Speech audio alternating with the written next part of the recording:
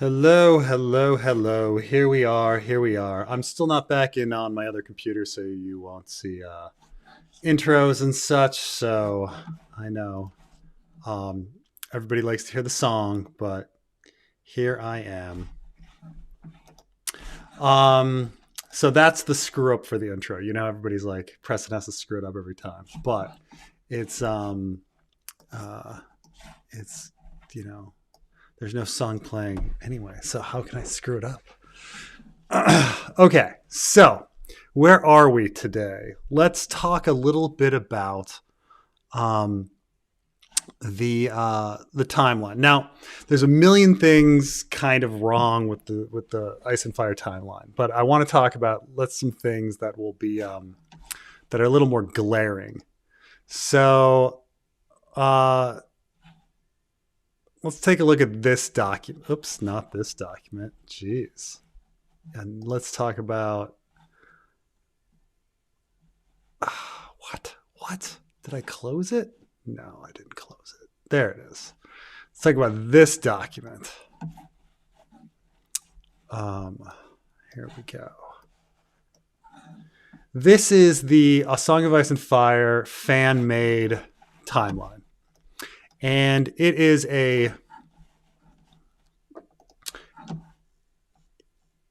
way, if you really want to like waste time, if you want to waste hours and fall down rabbit holes, man, just examine this thing.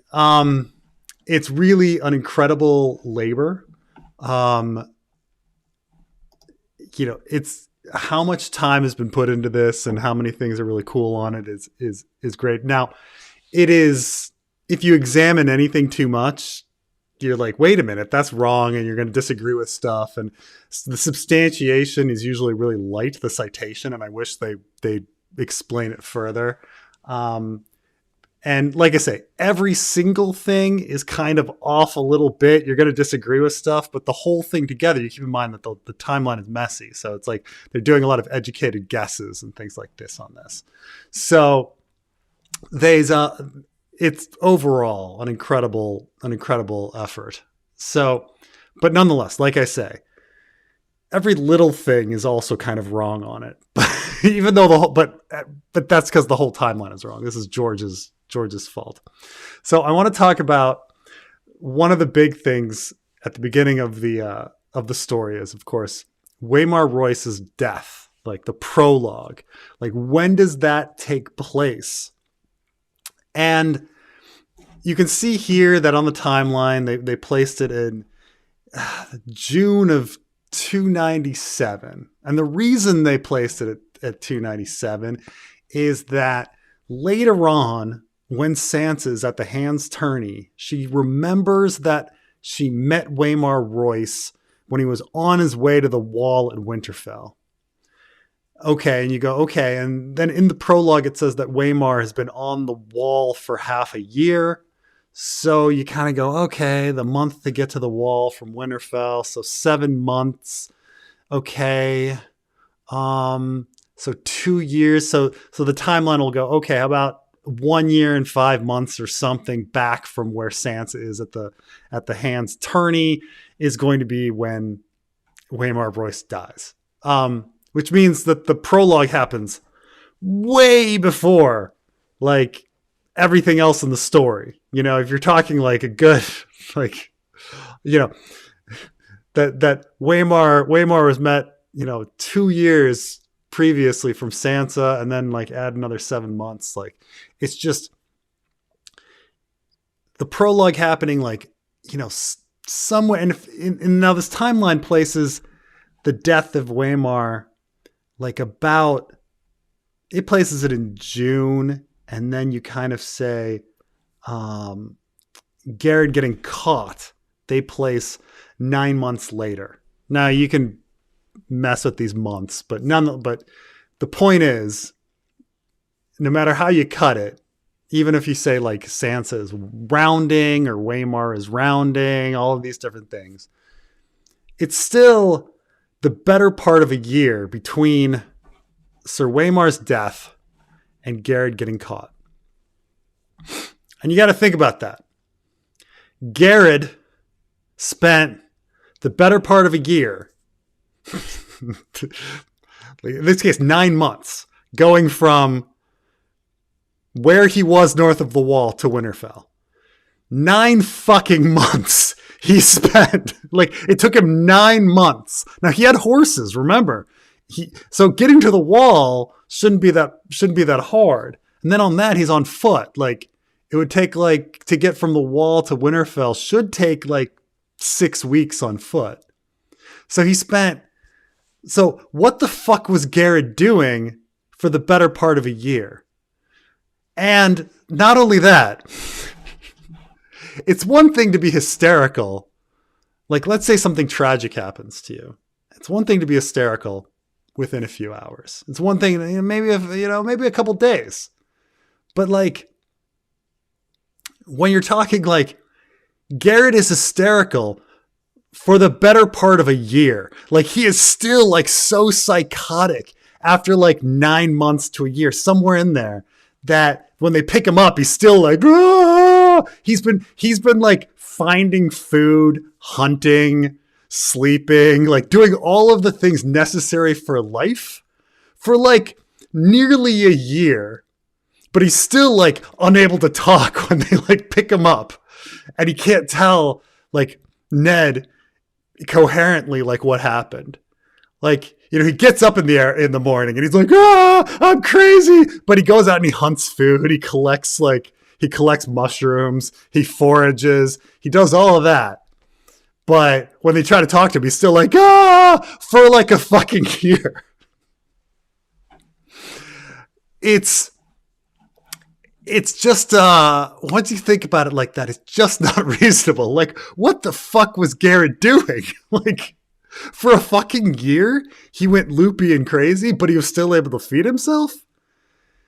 Anyway, that's one of the big ones that I always thought was pretty funny.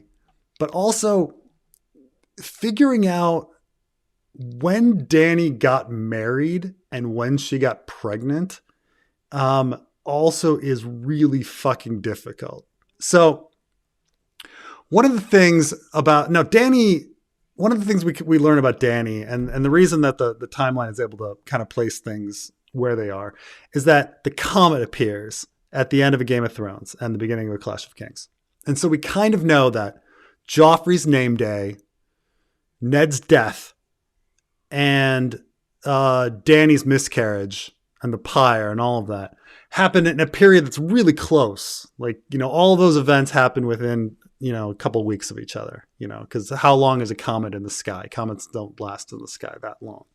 So you kind of say, okay, well, if she's miscarrying around the time of Ned's death, then we know that she's pregnant around nine months before that, which means you kind of like hear of her pregnancy, like how much longer? And so you can kind of like do this math.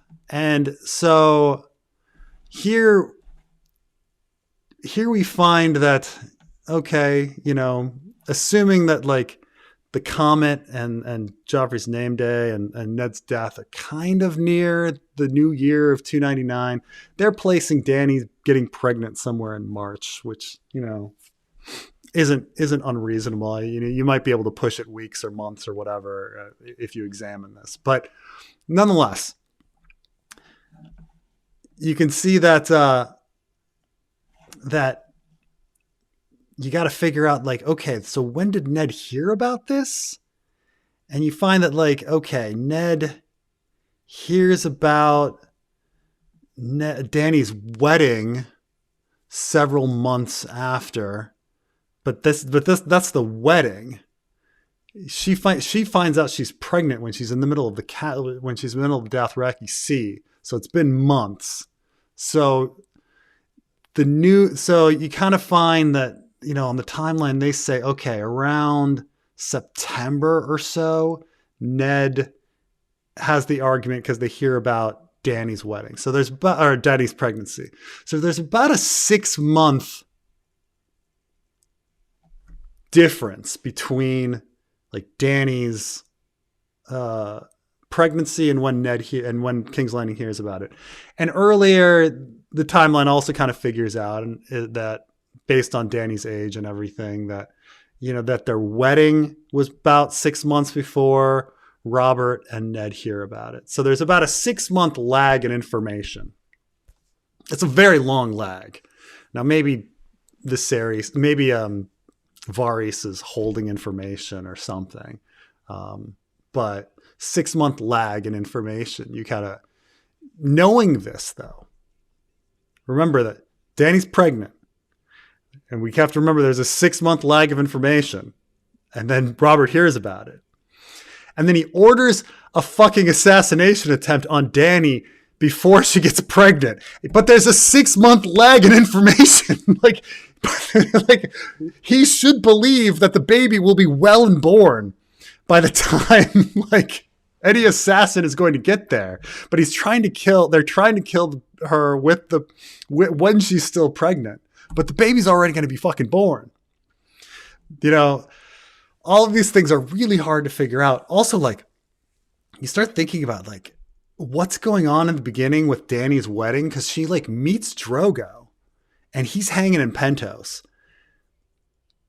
And then they agree to the wedding, and then he calls his Khalasar, who's hanging somewhere. The Khalasar is probably like east of Qohor, like hanging out in the Dothraki Sea somewhere. And so that whole Khalasar has to spend like months coming in, you know. And so like you start thinking about like the time difference between like Dany 1 and Dany 2 is just huge based on like the movements of these things. But yeah, anyway, all these things, I could probably talk forever about this, but if you really want to waste time, like check out the timeline and just every single thing on here, like just looking into it and being like, wait, how does that fucking work?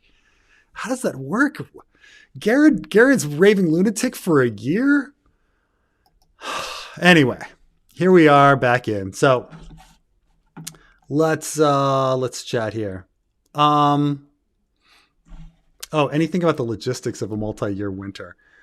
I think the multi-year winter aspect of things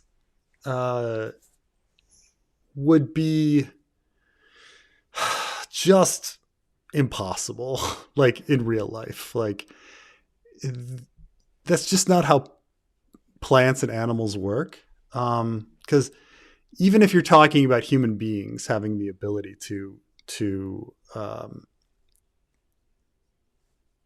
like have grain and stuff that doesn't go bad. Like let's assume all the plant life can deal with that, which is a huge assumption that like a tree can go dormant for 3, 4, 5, 6 years and then come back and have leaves again. But let's assume that all their plant life is for that. Like, what do the animals do? I mean, it's one thing to think about humans. Like, okay, we've got grain storage and stuff like that. But like, how do any of the animals survive 6-month winters? Like, you know, how are they getting food? Like, are they hibernating for 6 years? Like, are they all aligned? Like, it's a fun little thing to think about, but you know, that to have multi-year winters, but it's also clearly something like George didn't put that much thought into, because he never explains any of the science behind it, which is weird for like a science fiction guy, right? Like, how could a planet possibly deal with multi-year winters? Like, how are people storing that much grain, you know, fruit? You know, what are they doing? How are the animals surviving? Is there massive migration of animals because they have to like go someplace warmer? Like, how does that work? And there's no discussion of any of this. Like, where do the birds and all of this kind of stuff? Like, at one point in the Elaine Sample chapter, like George even mentions like winter wheat, and winter wheat blooming in the fields, like becoming ripe on the vines, because he doesn't know what winter wheat is. Like, winter wheat is, you know, it's wheat that you plant so that it's underground. It's underground for the winter and then blooms in the spring. Like, and so it's not wheat that you then like go on, like you plant and harvest like before the winter or during winter, but maybe things, maybe he's using language or something differently, but it's, yeah, I mean, he came up with he's mentioned these multi-year winters in other books. In his Thousand World universe, he had a planet called Ymir that had multi-year winters. And then there's a story called Bitter Blooms. And on that planet, there's multi-year winters and things like that. And he's supposed to just be, trying to describe things that are like unusually harsh, isn't that so extreme to go through a system where it's like a multi-year winter? But it's too long. Like, it's far too long. Had he had a world that was where winters could span between 3 months and like 12, like that would be one thing. But like when he's talking about like 5-year winters or something, that's just insane. Like no human civilization could plan for that. The animals couldn't plan for that. Like the logistics for humanity, like thinking about it already is like, how could they possibly survive that? But how could the animals survive that? Like, did all of the squirrels know that they're like, think about squirrels. Okay. Like, did the squirrels know that it was going to be a 5-year winter? So they purposely like, buried 25 times more nuts than normal. Like, what was going on? Why would there be squirrels anymore? Why wouldn't they all die off? And again, also like, if there's a multi-year winter like that and people are starving, wouldn't they then just like kill all the animals and there wouldn't be any animals left and stuff like that? So no, the logistics of it are obviously ridiculous. Like, but this is a fantasy system. But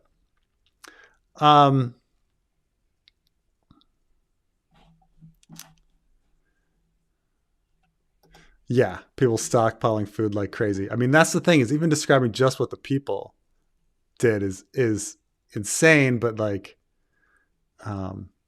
yeah, Dany's 10-month pregnancy. Yeah, the timelines are really weird with her pregnancy, but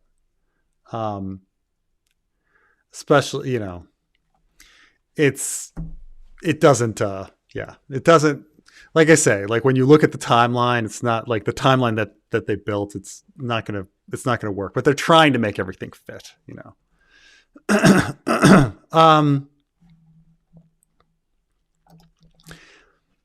Hey, Preston, I bought new cover art versions of the A Song of Ice and Fire. Oh, okay. And there's been 0 revisions done to the text.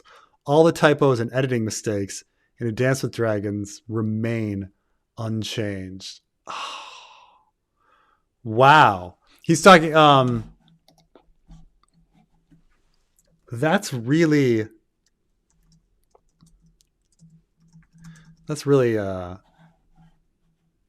I'm trying to think of when the latest release of things came, but it's surprising,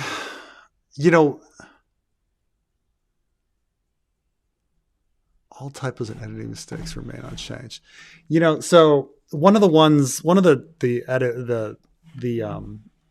errors that I've always, because there's various typos that are fairly obvious here and there.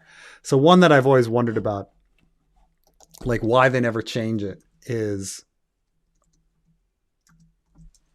if you go in A Feast for Crows and there is a typo that always kind of annoyed me, where in the Samuel chapters, Maester Aemon is dying, and he talks about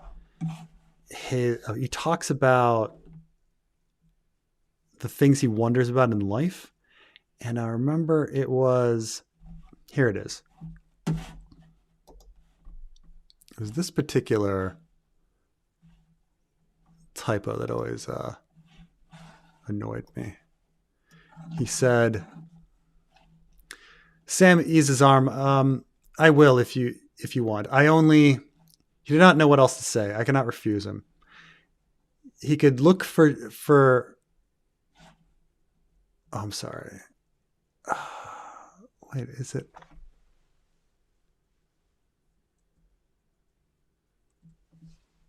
Did I lose it here? It's a Daeron thing. Because he says something like, here it is. Aemon is talking about his family. And he says, Samuel 4. Yet I cannot help but wonder what will follow. When the last warmth leaves my body, will I feast forever in the Father's golden hall, as the Septons say? Will I talk with Egg again, find Daeron whole and happy, hear my sisters singing to their children? Now, this is clearly a typo. It's supposed to be Daeron. Because he's clearly talking about his family. So it's not Daeron. Daeron is the singer on the ship. He shouldn't be wondering about Daeron not that Aemon wouldn't be wondering about Daeron, but he shouldn't be thinking about Daeron in the middle of a sentence talking about his family. He's clearly talking about Daeron, the drunk, depressed, brother that he had. Now, I can understand though, from some editor went through and they're reading this and they're like, well, they didn't know the history maybe, and they might have changed George's Daeron to Daeron because Daeron was a character in the Samwell story. But this should clearly be Daeron. And A Feast for Crows has been lingering around for 19 years, and no one's ever changed this. There's not like a new version of A Feast for Crows that has the change, or if there is, no one's ever pointed this out. But if anyone has a really recent version of A Feast for Crows, and you want to check Samuel 4 for whether this says Daeron, but they just never bother. They never bother going back to make a lot of these edits. I mean, some of the ones I think the hips were changed, and some of the ones that people complain about more, like the Dany's mare and the Jane Westerling's hips and stuff. Like, some stuff has been changed, but there's too many edits. There's too many typos that it's just never been pointed out. But this is the one that always got me. Like, will I talk with Egg again? Find Daeron whole and happy. Or he could just argue, well, he's an old man. Maybe he misspoke. Maybe he misspoke. Ugh. But yeah, so only the new cover. There's just new cover art in the World of Ice and Fire. That's amazing. Oh, this is the new cover art for the. I'm sorry, the book series, not for the World of Ice and Fire. I thought maybe they were going to re-release the World of Ice and Fire at some point because it's 10 years old. But he's talking about the whole series, the most recent one with the new cover art, and yeah. Well,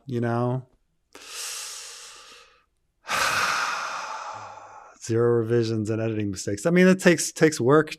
I mean, clearly they could hire Elio would be happy to do that work for a little bit of money, and way too little money. He'd probably be willing to do it, and he knows a lot of these errors. So yeah, well, that's the effort they put in. Do we think Winds of Winter and A Dream of Spring will have multi-year spanning story? If not, how do you see the large events of the invasions of the others and Dany? How do you see the large events of Invasion of the Others and Dany as fulfilling? So I do not see them as multi-year spanning. And the reason for it is that it's too difficult for George to align the stories.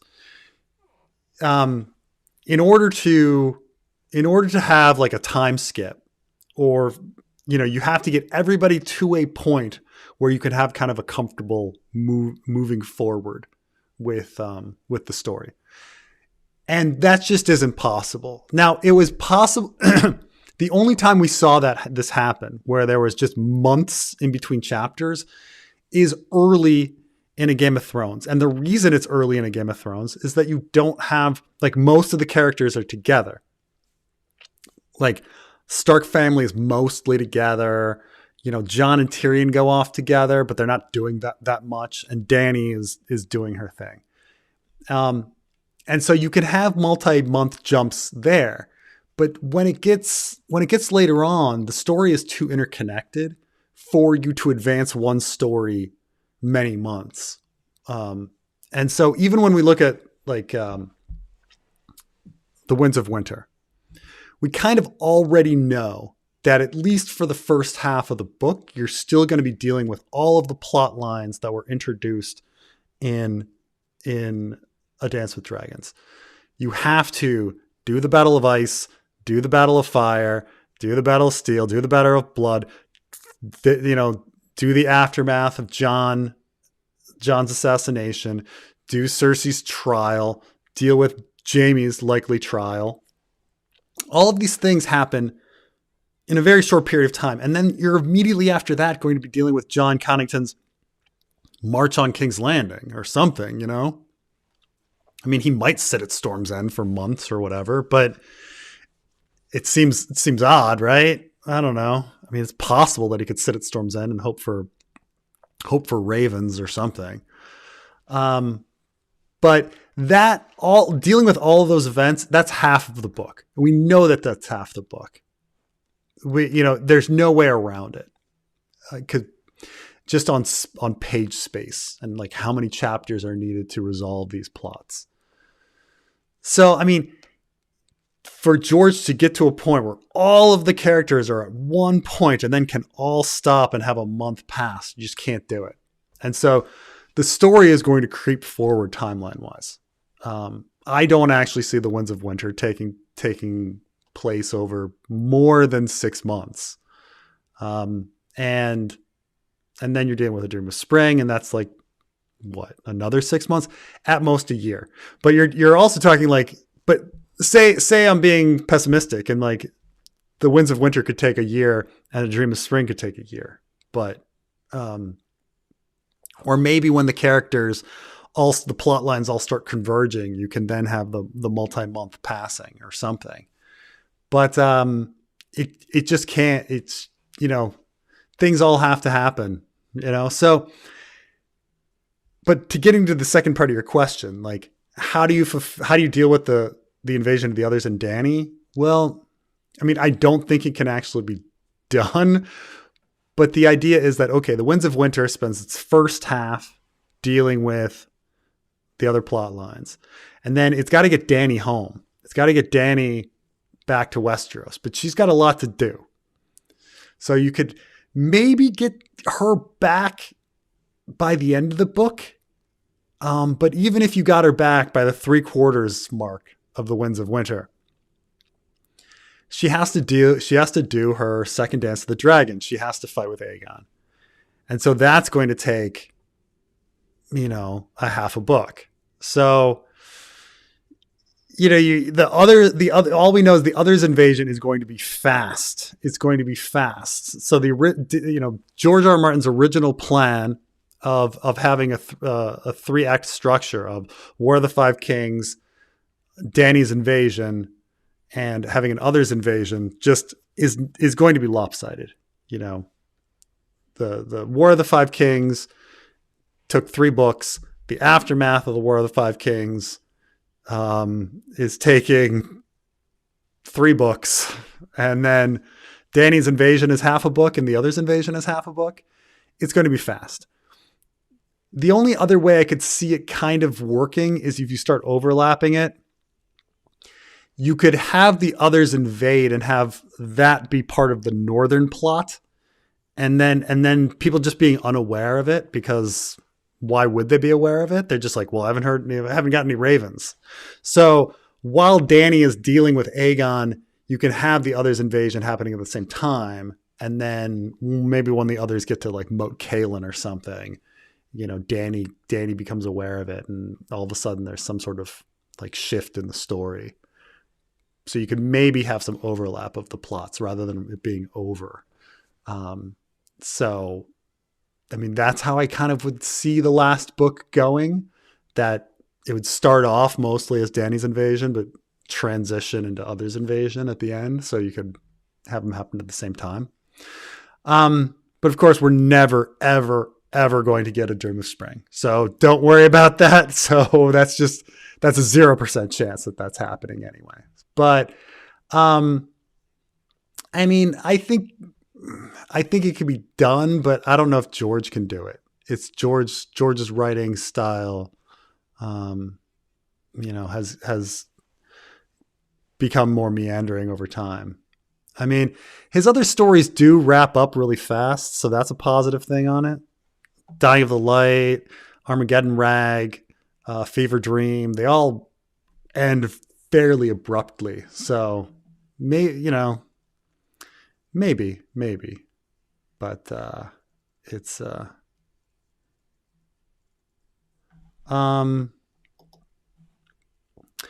High Pressed, what does Bael the Bard story Ygritte tells Jon foreshadow? The Rat Cook story foreshadows House Frey's demise. Not sure Bael, or it's a whole load of nothing. No, I mean, Bael the Bard, it's not that difficult to figure out what Bael the Bard is about. I think I've gone over this before, but so when we're in Clash, Bael the Bard is told in Jon 3. No, I'm sorry. We first hear about Bael the Bard in Jon 3, but Ygritte tells the story of Bael the Bard in Jon 6.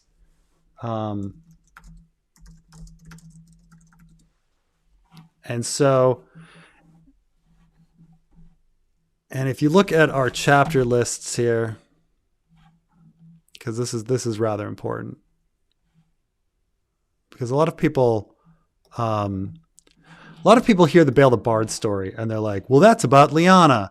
And you're like, no, just like pay attention. Like the Bael the Bard story, Ygritte tells it to Jon because she tells him that Starks and Wildlings are the same. That's the story, right? Bael the Bard was a wildling who came in and he bedded the woman, and in the crypts, and they had the baby, and her story, she tells him at the end, there's a little bit of wildling in you. That's the whole story, right? That they are linked, that the wildlings and Starks are one. And that becomes Jon's philosophy. He believes that like the wildlings and the Northerners, at least, or the wildlings and are human beings. He starts identifying as wildling. So like Bael the Bard becomes Jon, like that it infects him, right? This idea that there's a little bit of wildling in him. Okay. So that's what the Winter Rose represents. And if you look on the chapter list, we learn that the Jon 6 happens here in the 51st chapter. Okay. And when we run into, just 3 chapters before is Daenerys 4. That's the blue rose growing out of the chink in the wall. And everybody reads that, and rightly, even though Jon isn't at the wall and all of that, but everybody reads it and they're like, oh, the wall is Jon's story, so the blue rose must be Jon. Well, what's the story of the blue rose? The story of the blue rose is that Jon believes he's a little bit wildling. And so the chink in the wall, a chink is a break, right? So but it's sweet smelling rose, right? So this sweet story about how the wildlings, northerners, or the wildlings and the Starks are one is a story that's breaking the wall, which is what happens in A Dance with Dragons, right? Like Jon believes that the wildlings are one with him or one with the North or whatever, and he wants to take them through the wall, and that causes chaos. I mean, you could either say it breaks down the wall, the wildlings come through, or you could say, oh, it breaks the wall and causes problems. It doesn't matter how you interpret it. If the wall is a good thing or the wall is a bad thing, doesn't matter. The break in the wall happens because of Jon's philosophy that the wildlings are people just like him, which directly is the whole fucking story of the Bael the Bard story. So it's there's nothing extreme about it. It's just, it's right here. Like we got the rose in Daenerys 4, and then Jon tells us exactly what the rose is. Like Ygritte tells us exactly what the rose is 3 chapters later. And so, I mean, what it foreshadows is all the events of A Dance with Dragons, like Jon's pursuit to get the wildlings through the wall and him believing that, they're one people. So, I mean, that's it. I mean, it is foreshadowed, I suppose, but yes, that's the, I don't know if the rat cook really foreshadows House Frey's demise. I mean, the rat cook just eats his babies, right? And is always hungry. I mean, like it foreshadows Aenys Frey eating pie. He's the only Frey, by the way, that we actually hear of eating the pies. So, like, I think them being cannibalized. The three Freys. I don't know if it foreshadows House Frey's demise. Like I say, like destroying House Frey is just fucking impossible. There's too many of them, and they're everywhere.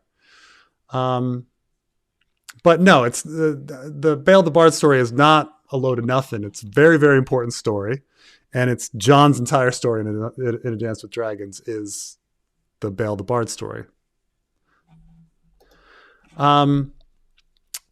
Hi, Preston and community. Didn't realize you did live streams. Just wanted to say I discovered the fanfic recently, and it slaps. Thank you, Pantomime Horse. I really appreciate it. No, the fanfic is just, it's a labor of love that the community puts in together, and I'm pretty proud of it. I think it's great.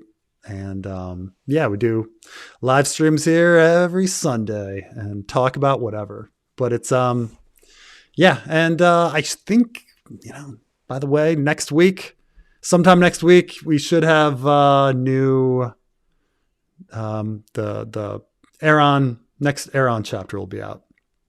So something to look forward to.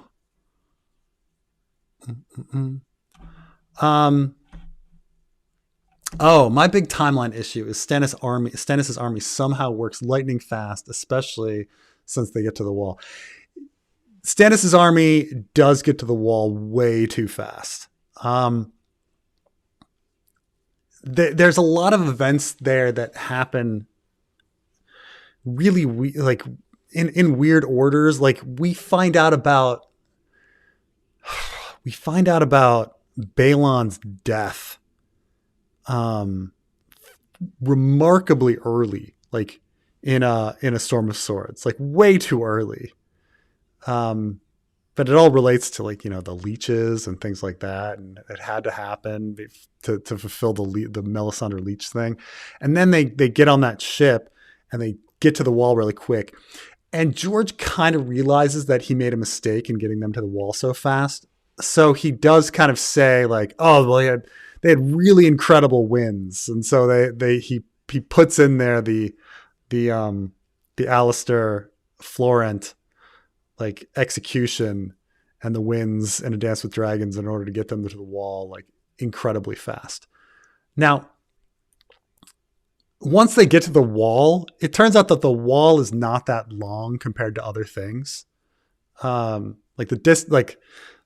if you look on the map, the Westeros shrinks a little bit, so you can so the wall isn't very far. So like the distance from Eastwatch to Castle Black, you can make that distance on horse in like 3 days or something. So like that distance is the distance between these forts is like 1 day and stuff. So once they get up there, it's not so bad. But it's true that like the sailing that Stannis does, like getting all of those troops onto ships, like logistically, and having them all sail, is probably not very realistic. The other thing is people forget that like baggage trains and stuff like that are really tough. Like maybe Stannis didn't worry about that too much, but you have to eat every day. The baggage train has to be there. So like, even if you have horses, like you can only, there's only so far you can go without food, because you've got to eat three meals a day.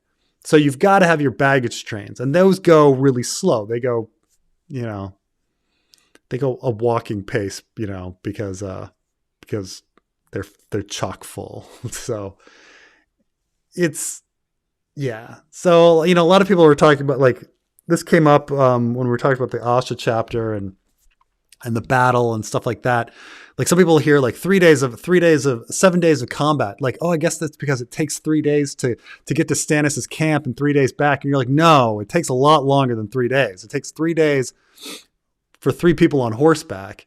But if you're hauling baggage trains and stuff and people on foot, it's going to take, twice as long, if not more, especially in the snow. So yeah, Stannis' army does get around ridiculously fast and then ridiculously slow. I mean, near the end, they're like, oh, in the Asha chapters, they're like, oh, and then they only made like a mile in a day. And you're like, come on, they would go more than a mile. Like no one would buy, like, so yeah.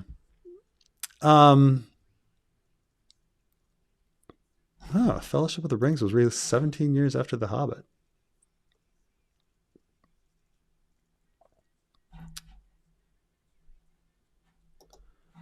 Do you have any video plans for Davos fanfic? Yeah, I've been more actively thinking about Davos and what to do with him. And a lot has to do with, I started thinking about more like what really needs to be resolved in the North. And who can observe all of that. And you kind of realize that Davos is the only one, like I realize there's a lot at Eastwatch that needs to be resolved. And I'm talking about like the mammoths and, many of the characters there, like Pip and Gran and stuff like that. So at some point Davos needs to be at Eastwatch, but at the same time, like figuring out timeline wise, because Davos disappears midway through A Dance with Dragons. Like, what is he doing? How much is written in retrospect? Like, do you deal with Hardhome? Like, how do you resolve all of these sorts of things? So like, there's a bit of that, but I've been thinking about Davos quite a bit. His chapter is coming up. So we'll be doing with that, but, like other than fanfic, I don't know if I have anything planned with Davos. His story is, it doesn't have as many like odd conspiracies and things in the background as most. He's a pretty straightforward character, and then it's a lot like Davos chapters can actually be a lot of people like spitting exposition at him. And him in a jail cell, like sad, but which seems to happen all the time for him. So he's a somewhat simplistic story. Like each of, and there's actually not that much Davos, which amazingly enough, not that many Davos chapters, but yes, he's coming up. He's coming up. I'm trying to think, like how soon, like I want to focus on, so after Aaron is just needs to be recorded. And then I've got Asha. And then I've been thinking a lot about Cersei, and I've been thinking a lot about Davos. So he's coming up soon. He's coming up very soon. So he might be after Cersei, or he might, I don't know if I figure out Cersei. Cersei's more complicated than I thought too. Like once I start thinking about all of the timeline and the characters and the things that need to be resolved. Preston looks pretty sickly. Jeez. You look sickly. Man.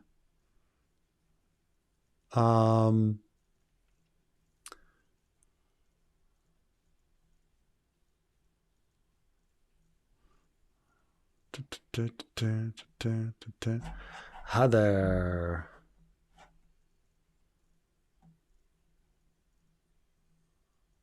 Other migratory patterns of birds. Do you think Mount Doom is a good name or a lazy name? So earlier today, Carmine and I did a little recording on we were talking about the talk of the Game of Thrones movie and what it could be on. But for some reason on a tangent, we started talking about Lord of the Rings, and Carmine was super into some of the lines from the movies. And some of the lines from the movies are really good, but I'm like, and he's like, I had no idea that this was a movie line and not like Tolkien. And I was like, well, yeah, because that movie line was like super punchy, and Tolkien is like really kind of long and complicated in his language in Lord of the Rings. And I was trying to say, it's part atmosphere, but part like Tolkien is not that he doesn't write like a movie writer or a screenplay person. He doesn't write like George R. Martin. Like he's not very efficient in his language.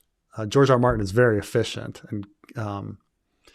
and so, but do I think Mountain Dew, like, and so you get into like how much, did Tolkien purposely want his stuff to be like long and complicated, or did he just not revise it, or is Mount Doom but is Mount Doom, getting to this, like how much, did he think about it, and was it lazy? I mean, I don't know. It gives now I'm thinking about it because like Tolkien spends a lot of time naming all of these different places and all of these names linguistically. And then he just kind of goes Mount Doom. And I think he's doing it because there's a very strong linguistic difference between, say, how the hobbits talk and how the men talk. So the men are all talking, faux medieval, like in Lord of the Rings, like, he brought honor upon his men and went forth with great courage to face the son of Elithriel on the fourth fortnight of, you're just like, oh my God. But that's not the way the hobbits talk. The hobbits talk about like real people. And so there's probably some sort of linguistic reason why he chose something like just Mount Doom. It's just so basic and blunt and straightforward versus like everywhere else. It's not like the pass of the Rochamer, or whatever. He's just being very blunt with the language there. So I think it's something like that it's supposed to be stripped down and barren, as opposed to all of these other like long, magical, complicated place names. So I think I'm convinced that Mount Doom is actually a good name. I think it's good in that it's juxtaposed with everything else. So that's where I'm going with it. It's juxtaposed.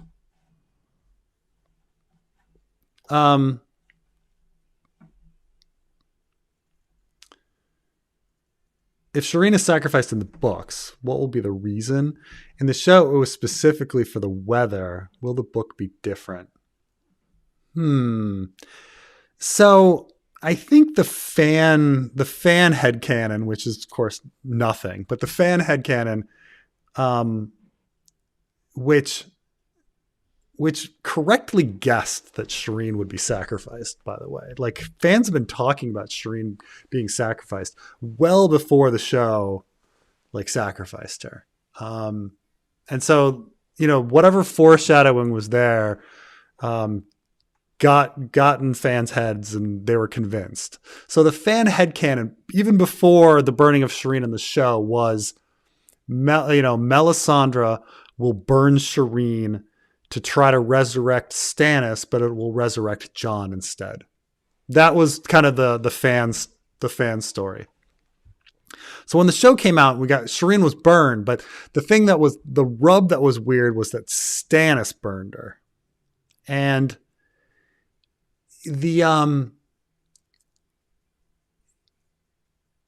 that's what George said. It wasn't just that she was burned. Stannis burned her. And there is a previous draft of Dance that talks about Maegor the Cruel, or not Maegor the Cruel. Maelor the Monstrous, the Blackfire, like killing his own child. And so it was like an important concept that Stannis is killing his own young, right? Because this is like rat cook kind of stuff, bringing back the rat cook. There's something very perverse about a parent killing their young, eating them, killing them, consuming them, right? So Stannis is consuming, like the fire has consumed Shireen. Stannis is consuming Shireen. So, but of course, like logistically, the fans never came up with this because Stannis is a month away from the wall at minimum. How is he going to get up there to burn Shireen? Like, it's just, how does this work timeline wise? How does he win? How does he deal with the Battle of Ice, then get to the wall and then burn Shireen? So for something would Stannis do it for something as simple as weather, or some people say like, well, maybe Stannis was commanded the burning of Shireen, but not by his own hand. But that doesn't really make sense because Selyse, independent of Stannis, chooses to bring Shireen to Castle Black because she doesn't find Eastwatch comfortable, right? So Stannis couldn't have even ordered it like beforehand. So it's hard for it all to fit, but it seems like it would be for something more than weather. I don't know. I mean, they killed Selyse's uncle for some wind. So I don't know, but he was a traitor. So I don't know. It seems like weather just isn't enough. Like there has to be something more. Like what could it be? But I wish the burning of Shireen made sense. Because like thematically, it does have to be Stannis. It has to be Stannis thematically. Otherwise, like, what's the point? Like it's been foreshadowed about parents killing their children. That's the most corrupt thing. But Melisandre burning her is just like, well, Melisandre is a crazy religious nut. Like there's not as much shock to it when it's just Melisandre. So I don't know. Selyse, but we don't have any emotional connection to Selyse. We barely know her. So I don't know. I think George had an idea in his head on how things would go timeline wise. And then when he wrote the Dance with Dragons, like logistically, it just doesn't fit. So I don't know. I wish there was a good answer to it, but it seems like weather's not enough. But I mean, weather is what they did in the show, but I don't know why. He'd already been through the worst weather near Winterfell. Is there going to be even worse weather that he needs to get through later?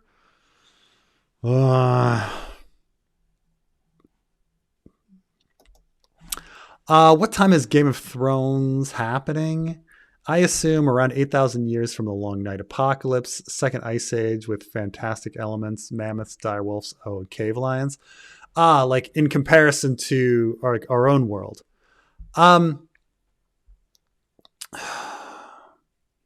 Well, here's the thing, is that in Ice and Fire, in their timeline, they have a parallel to the previous Ice Age happening around the time of the first Men invasion.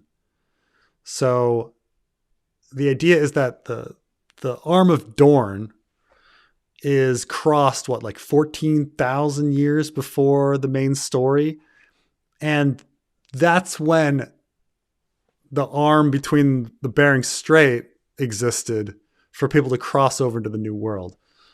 So it kind of already has an Ice Age aligned with 14,000 years before the story begins, matching our 14,000 years. But then then there's a long night. But long night, lasts a generation or something. It doesn't last like an age.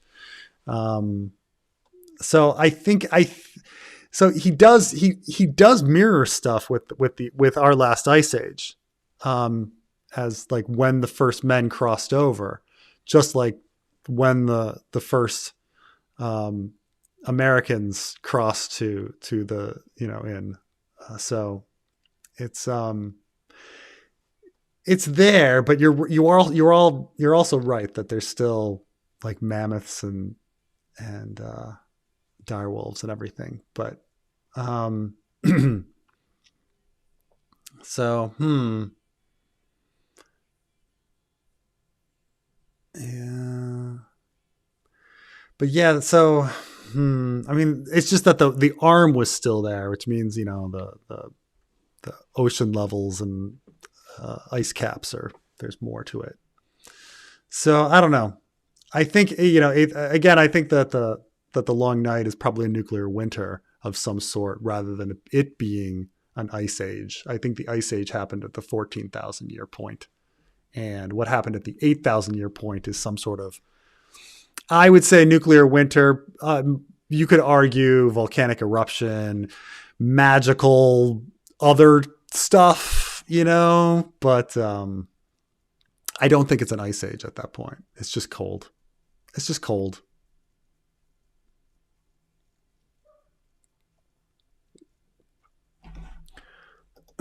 Predictions on how Arya will return to Westeros. I'd like to think that she has more to do in Bravos than just the Mercy chapter. Some people see the Mercy chapter as like, she totally pissed off the House of the House of Black and White. She's got to run. She's got to run home. And I don't know.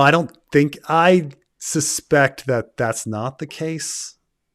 I would guess that, not that the story doesn't have coincidences. It has a lot of coincidences, Tyrion meeting Cat at the end of the crossroads, but it seems like too big of a coincidence that Arya would be given a mission that we're never told what her mission is, but she's given a mission to be at the gate, the theater, the gate theater, to deal with Harry Swift. That it just so happens, like, keep in mind, prior to the incident at the gate in the Mercy chapter, Arya is whispering her death list at night. And the kindly man is asking her, like, what's this death list all about?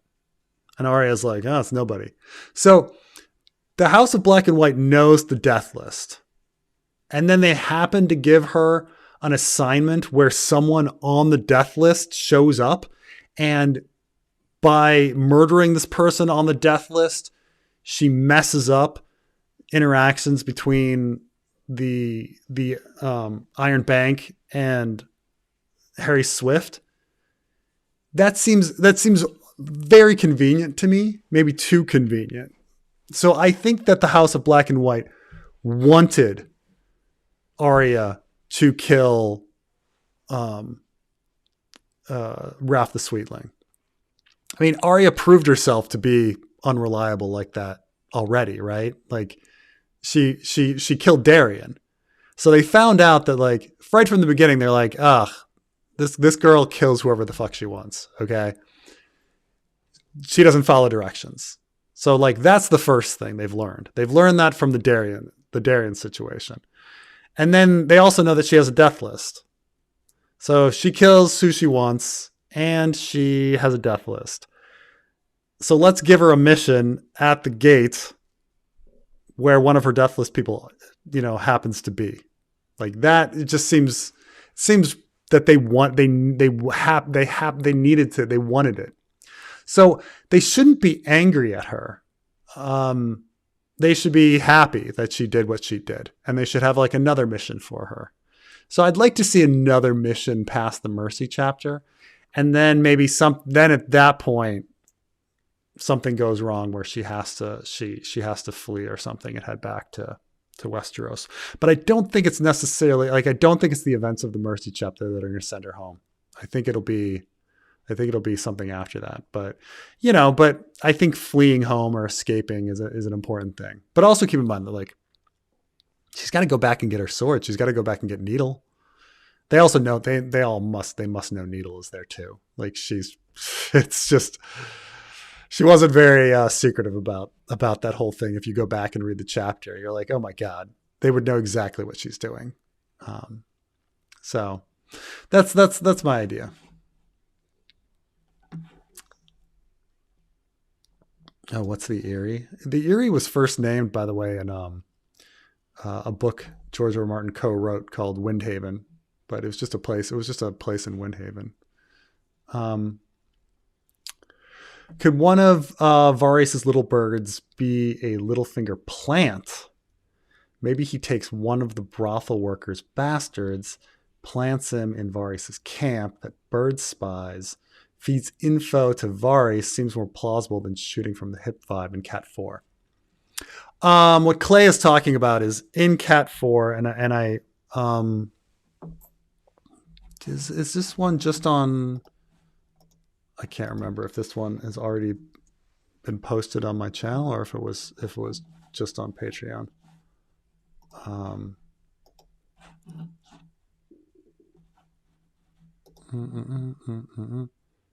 Yeah, it's just on Patreon right now. Cat 4. But like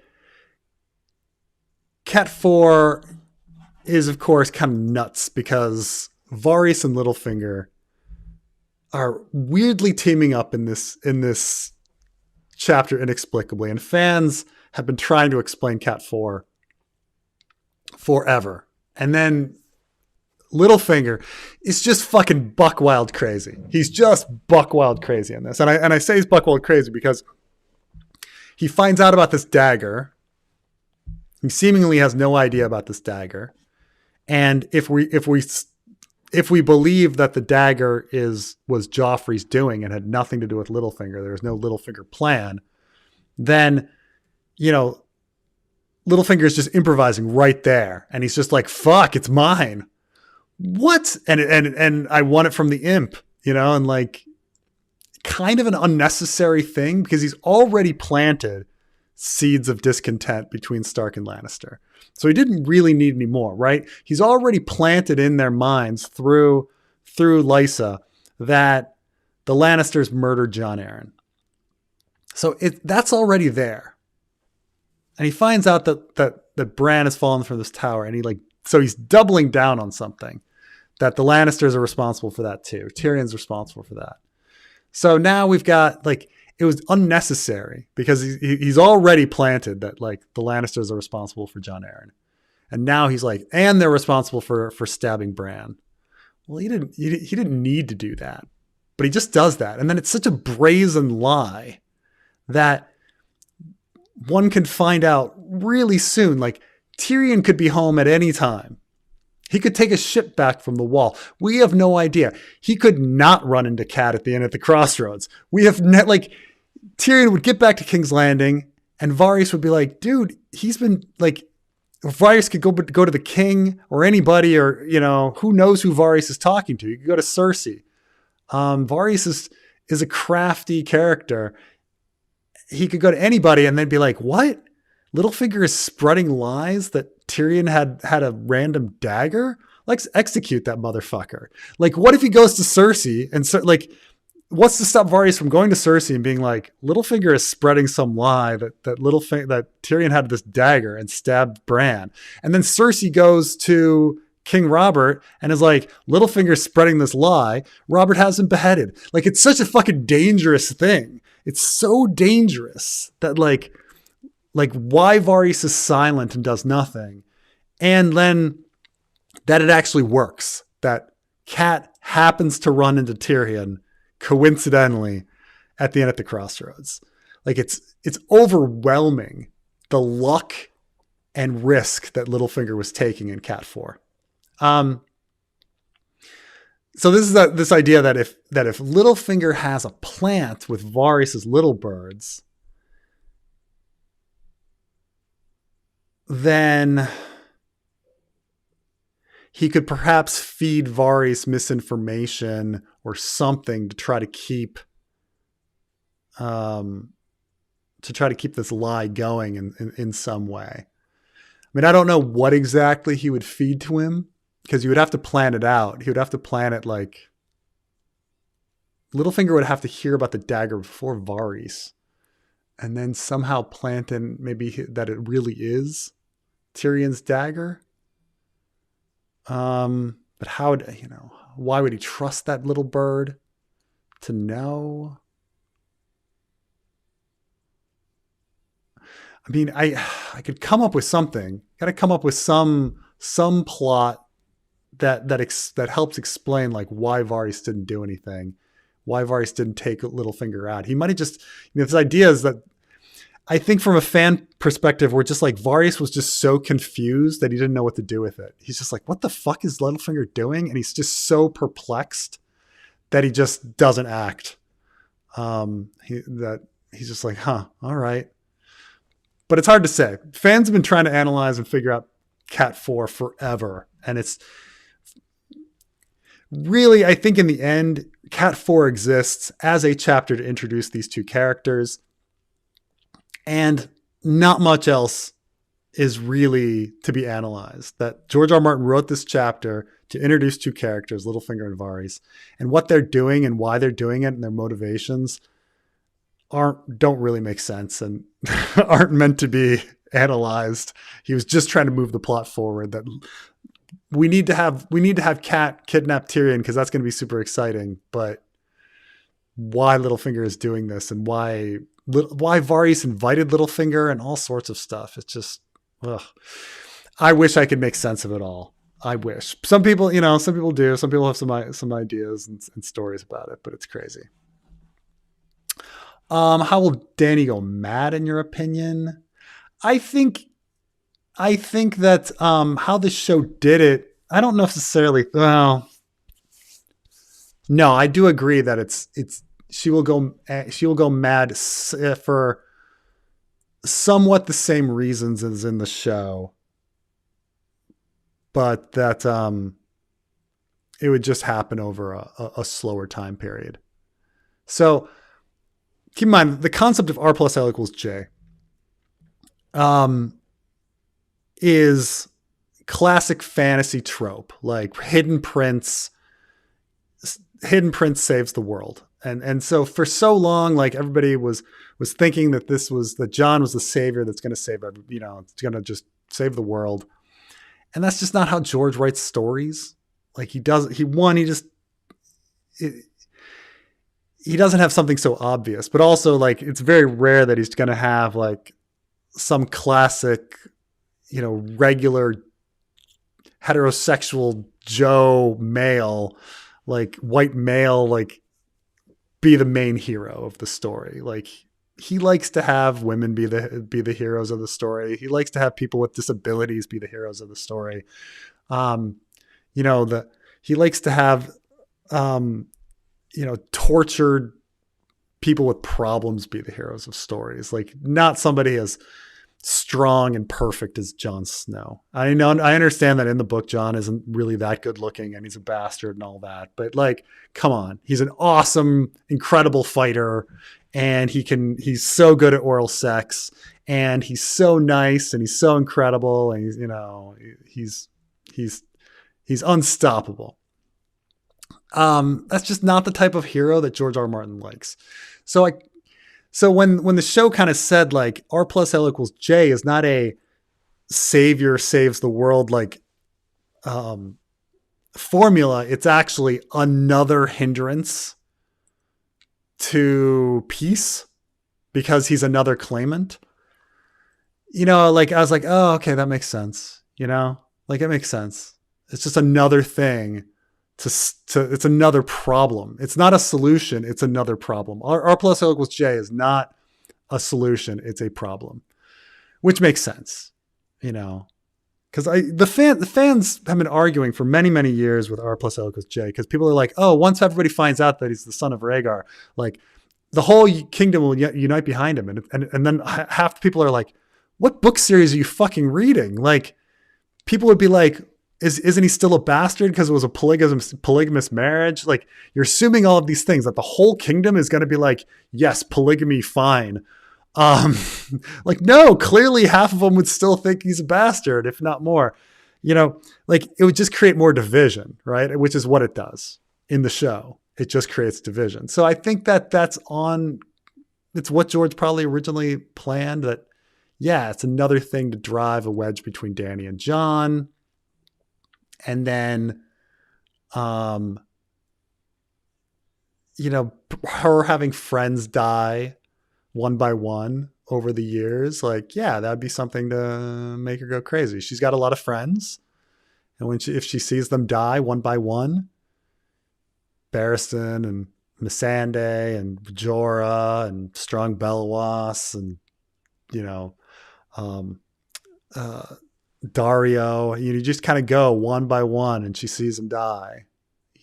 That Eerie, Jeekwe, Jogo, Ricaro, like that would drive people nuts. She makes this family for herself, and then they start dying one by one. Yeah, I could definitely, and that's essentially what they did in the show, right? They had Missandei die, they had Jorah die, they had the division. I think George's plan was the show. Any commoners that would be good POV candidates? That's a good question. How many commoners do we have that are left alive? We got Castle Black recruits. They all make excellent POVs. I'm trying to think of another person that would that's kind of sitting around in the story that would be good.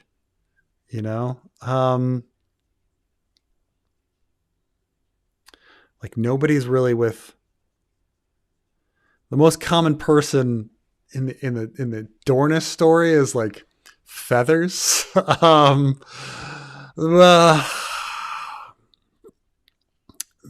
Grey Worm, is pretty common, right? One of these soldiers. I'm trying to think of anybody with all the people around Arya. They would make good, or Wex would be a fucking great. I would love a Wex, a Wex chapter. A Wex, he'd be great. I would like to see that one. Also, I think Cotter Pike. I really appreciate Cotter Pike as a character. I think he would be an incredible one to get a backstory on. And I'm trying to think anybody else. Like, it might be really interesting to like somebody in the Brave Companions, like Urswick the Faithful. Like, I would love to like understand like the world from his perspective. Like, Urswick the Faithful would be an incredible POV. Or Zolo the Fat. Like, how the hell did this fat Dothraki get all the way over in in Westeros, and like how does he view the world? Like why did he follow Vargo Hoat? Like what's going on in his head? Those would be some fucking great POVs. I'm trying to think of like anybody else. I mean, all of the people in the Golden Company would be pretty interesting. I guess there are quite a few that we could do, but they're mostly like soldier. They're mostly soldier commoners. But there are a few. I mean, Pate was, I suppose, was a great one before, but it'd be weird to do another Pate like point of view. But yeah, but I'm trying to think. Is there even time? Like George claims there's not going to be any new point of views. So you've got prologue, epilogue. So there's like four chances for another commoner. So I don't know.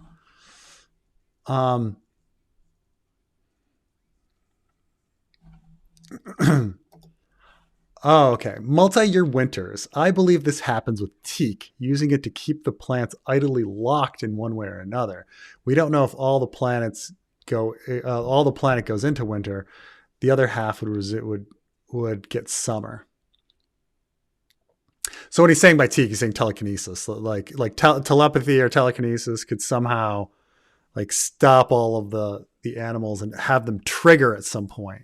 Like there's some, like rather than the seasons kind of triggering something on an annual basis, it would be some sort of worldwide like mental state that triggers all of the animals and plants to go into a more hibernating system.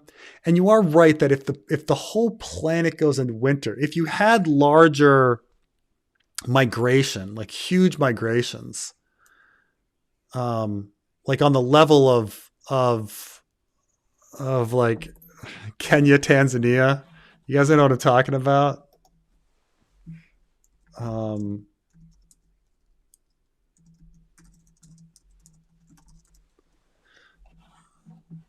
So there's something called the Great Migration that takes place.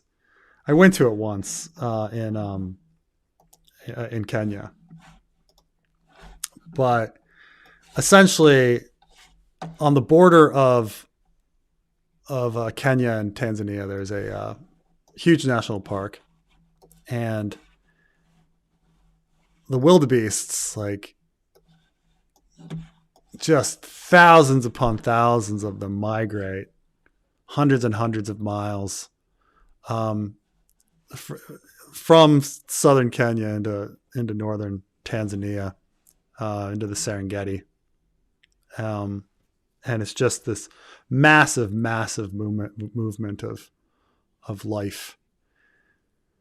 And so if something like that were happening, like just this massive migration of deer and elk and squirrels, and they all just flooded down into Dorne, and Dorne all of a sudden got massive amounts of like rain and would bloom.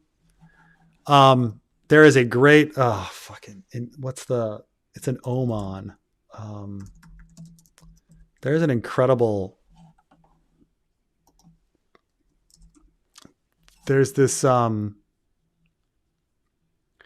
Oman has this green season. Yeah.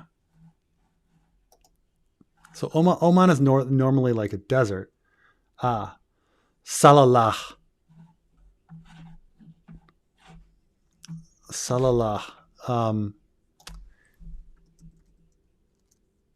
It's really, I never got to go there, but it's too bad. But like Salalah, like transforms the country, like the southern Oman, from being like this absolute desert into or Salalah, the island. Damn it, what's the name of the? Oh no, it's down in Salalah, but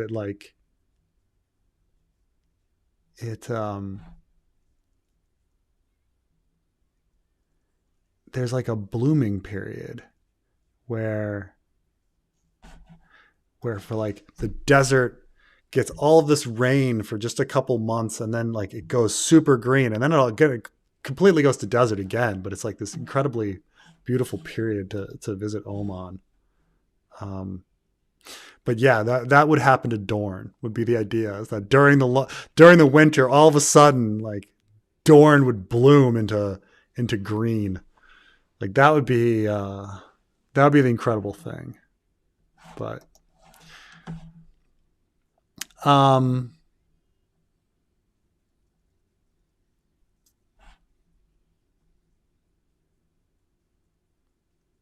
he's talking about the telekinesis is actually the thing causing the planet to move and become tidally locked. This when he says tidally locked, you mean this is like, to be tidally locked is when one face of a planet is always facing the sun. And so what he's saying is that like Westeros gets tidally locked on the backside of the planet. And that means some other part of the planet is tidally locked in nonstop daylight, nonstop summer. Most planets, it turns out that galactically, I think most planets are tidally locked, but ours is not, because of the moon and all sorts of things. It spins. But so that, yeah, Westeros would get into a position of becoming tidally locked, and then somehow get out of the position of tidally locked. The idea is that some force, magic, telepathy, or something does that. In your time traveling Bran theory, what does the first cycle look like? Does Bran meet Bloodraven? Are the reeds there? Is Hodor there? Is Bran even crippled? No. So in my idea of time traveling Bran is that in the original timeline, Bran is probably a full adult when he makes it to when he makes it to Bloodraven, and when he falls. And so I think that I'm assuming that in all of this that Bran is trying to climb out of the sinkhole and falls. I think there is a fall that triggers his telepathic ability to time travel.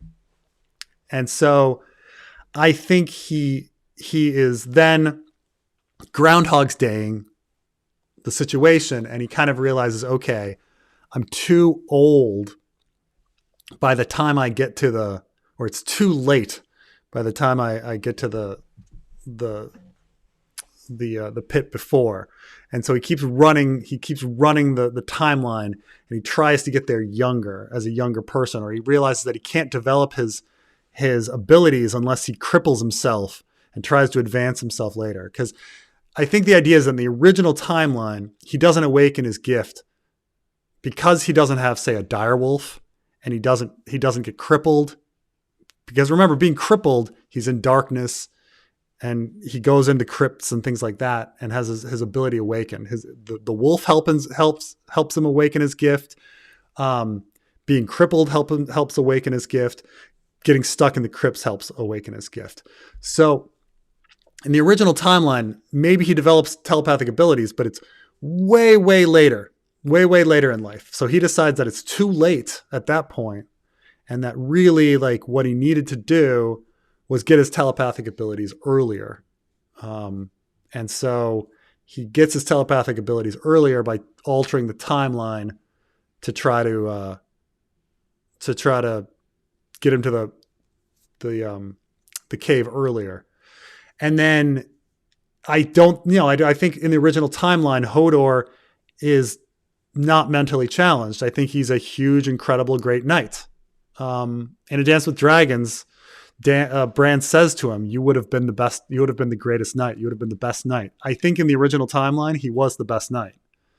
I think he was, and that Bran wants to use him to hold the door so he can try to get out of the pit, you know, and that he uses Mira because she's a great climber to try to get out of the pit, and things like that. So in the original timeline, I think he's there as an adult, having gotten his telepathic abilities late in life. And that's the original timeline. I think a lot of different things happened in the story, and that he realizes that now he needs to change things in order to probably hatch dragons, have John become Lord Commander, all sorts of things that I think he's manipulating as time-traveling Bran. But no, in the original timeline, I don't think he was crippled. I don't think the Reeds were there. I don't think Hodor was there. I think Walder was a regular guy, and that was the first cycle. And that slowly, then he discovered, I need to get out of that pit. How do I get out of that pit? Well, maybe I can get out of the pit if I have better telepathic abilities earlier in life. I'm not getting out of the pit. Maybe if I'm get out of the pit if I have somebody hold the door. I'm still not getting out of the pit. Okay, I'll get out of the pit if I have Mira with me to help me climb up. I'm not getting out of the pit. I'll get out of the pit if I make John Lord Commander and have him get assassinated and put his mind into Ghost, and Ghost can come help me get out of the pit or something. You know, like he keeps trying new things to get out of the pit. That's my idea about it.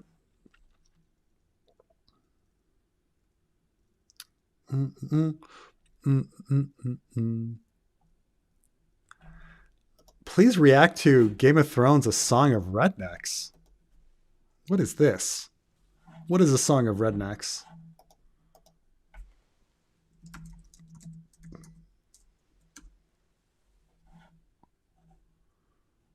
Oh my.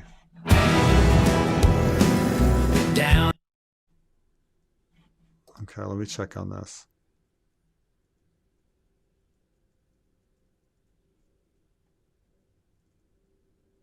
I'm checking to see if I'm going to get copyright struck if I play it. So I don't think I will. Okay. All right, here we go.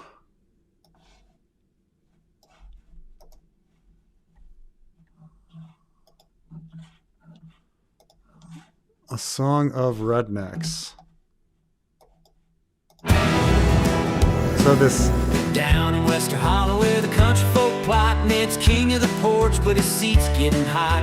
John's the half-son, his roots are kind of crossed, and he's dreaming of a man whose teeth ain't all lost. Arya's in the yard swinging knives at a tree, and Bran's rolling around since he fell from that old TV. Out in Wester Hollow where the trailers lay, the Lannisters and Starks all fight every day. Everybody's related in this tangled up scene. King of the trailer park, that's the redneck dream.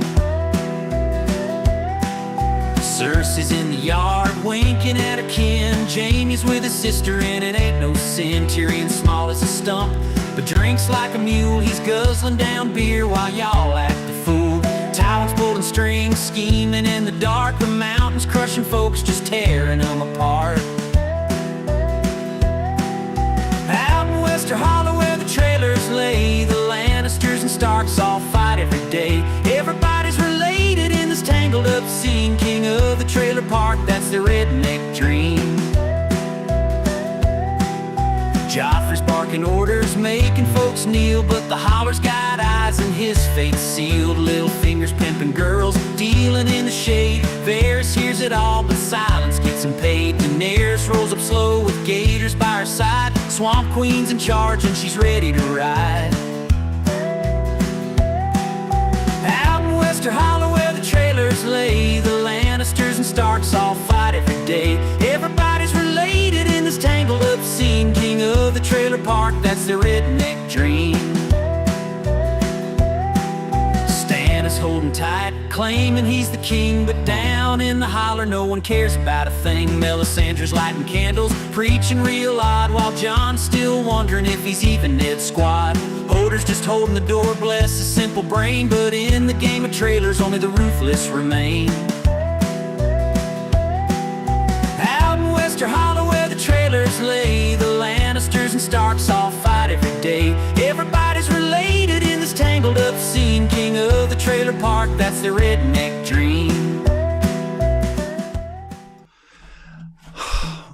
So, I mean, obviously, like, there's something very, like, weird and fascinating about, like, the AI ability to, like, take people and make them look like other people, you know, and you still get the hint of that, of them looking, you know, like you look at somebody that's clearly a different person than Stannis, but he's got elements that make him look like Stannis, you know, so you kind of go, oh, that's Stannis. But but beyond that fascination, like with the AI, like, I don't know, like, I don't know if there was much, there wasn't really anything very funny about it. Like, it was just like, okay, they're all looking like rednecks. Okay. But like this, you know, the song was fine, but you know, I don't know. It's just, they do that as well. Like, you know, there's a lot of these videos of AI. Wes Anderson does Star Wars or something, or Wes Anderson does, and then they pop in the pictures of Bill Murray or whatever, but in the various characters. But it gets us kind of a weird feeling, but there's nothing really beyond it. Like, what's the substance there? Like, besides the fact that you took all those Game of Thrones characters and made them into looking like trailer trash, like what's the joke? You know, like what is it beyond that? Like, it's fine. I don't know if it's like super hilarious. Some people think it was really hilarious. I mean, but or were they laughing at something else? Oh, we're talking about, this is way back with so I don't know. I mean, I don't want to be a downer about it. I mean, it's very fascinating and entertaining, but like, I'm like, what's the actual joke? Like, that they're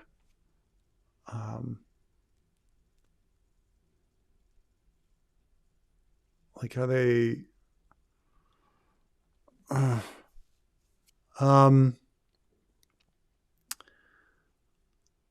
thoughts on rappers hitting Social Security age?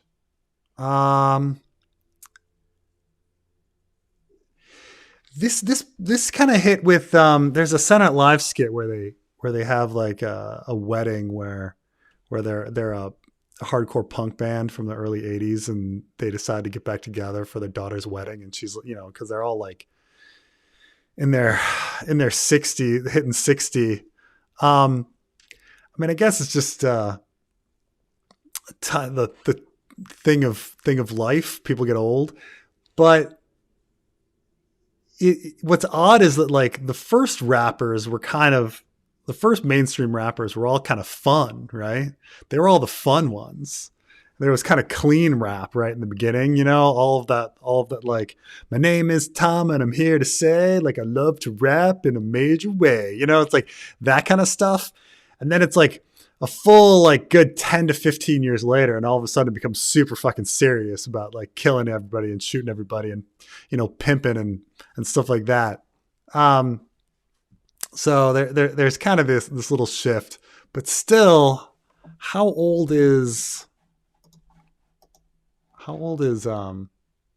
Ice Cube? 55. And he's pretty old.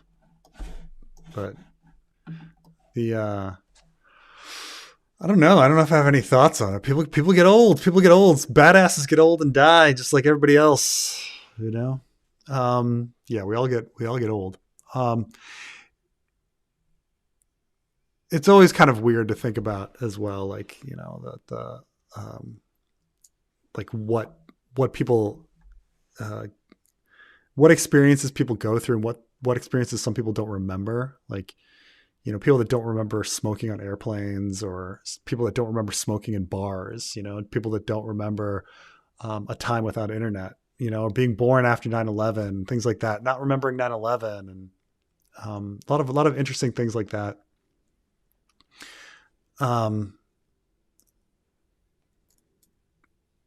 Yeah, it's I don't know. It's hard to explain, like, all the fucking things that you see in your life and all the wisdom you kind of get, and majority of people on Earth like don't have that, like don't remember it. It's very, I guess, it's part of growing old, and everybody gets it, I suppose. But those other things that are like, they're like the amount of time between now and a previous era. Like right now it's what? It's 2024. So it means the Berlin Wall fell in 89. So it's been 35 years since the Berlin Wall fell. But if you kind of go, okay, what's 35 years from 89? That takes me back to like 54, like, oh yeah, like how long something's been in a certain situation. Like, you're just like, oh my God, the time from now to World War II is greater than the time from now to World War II is greater than World War II to the Civil War and stuff like that. You're like, what? I don't know. It's all part of growing old. Time is weird. The time from here to Jesus is more than the time from Jesus to the building of the pyramids. Thank you, Matt.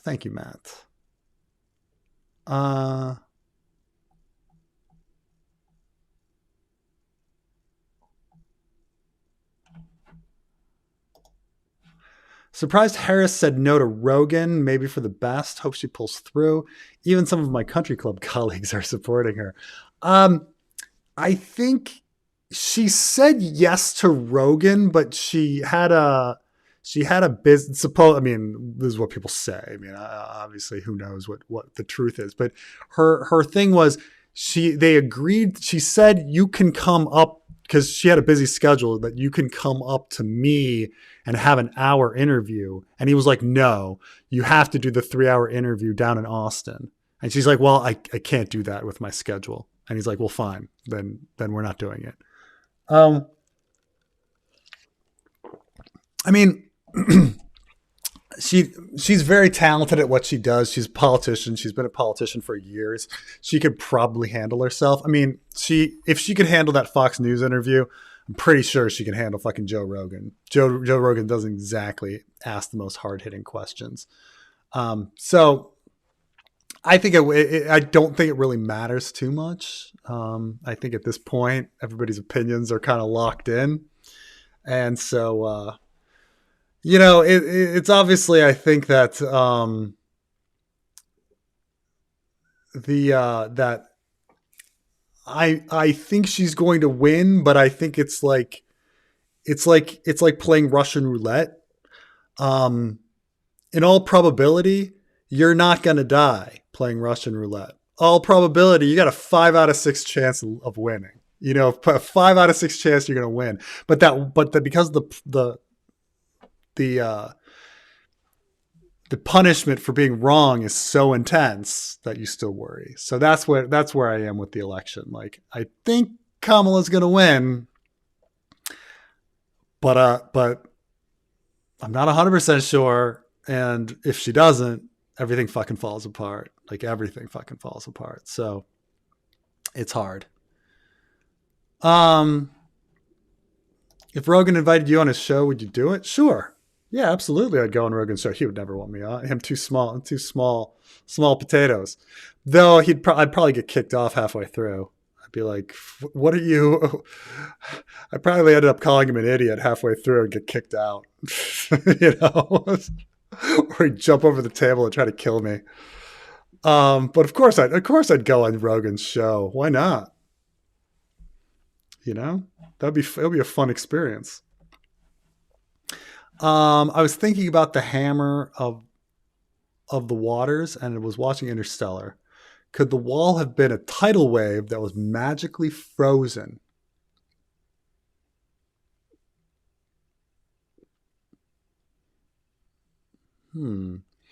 So, I mean, there are really weird science-y things for stuff flash freezing. I think somebody recently was talking about the lake, the Asha Lake, and Stannis's Battle of Ice, and what happens when you actually like do ice fishing and stuff like this. And somebody that does ice fishing a lot was telling me that like there's actually like weird stuff that happens with the lake, that if it's super cold, like the water, like there's pressure and like the water is liquid, but the minute it comes up, it like flash freezes. And so he was saying that like his father had been on a lake and like the water came up fast and instantly froze like on its feet, and they were having to like knock the ice off and deal with frostbite really fast, and stuff like that. There's lots of sciencey reasons that stuff can flash freeze. But the wall, that's not my problem with the wall, or the thing that's mysterious about the wall.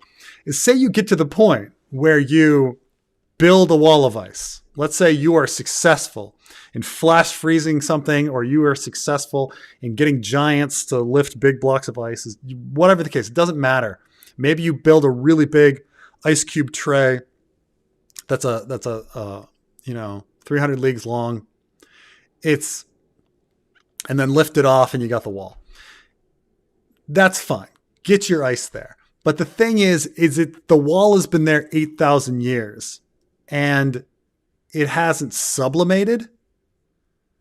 And that just doesn't make any sense. Like, so there has to be something repairing the wall. And we hear about the wall repairing. They hear about like them digging holes in the wall and then it closing up and stuff like that. You know, that the wall heals itself for some reason. So there's something like whether it be mechanical or magical or whatever, you know, either magic or refrigeration unit or something. There's something refreezing the wall and making it into that shape, you know, continuous. So there has to be something there, right? That's going on. It wasn't just one event that created the wall. It's a continuous event to maintain it.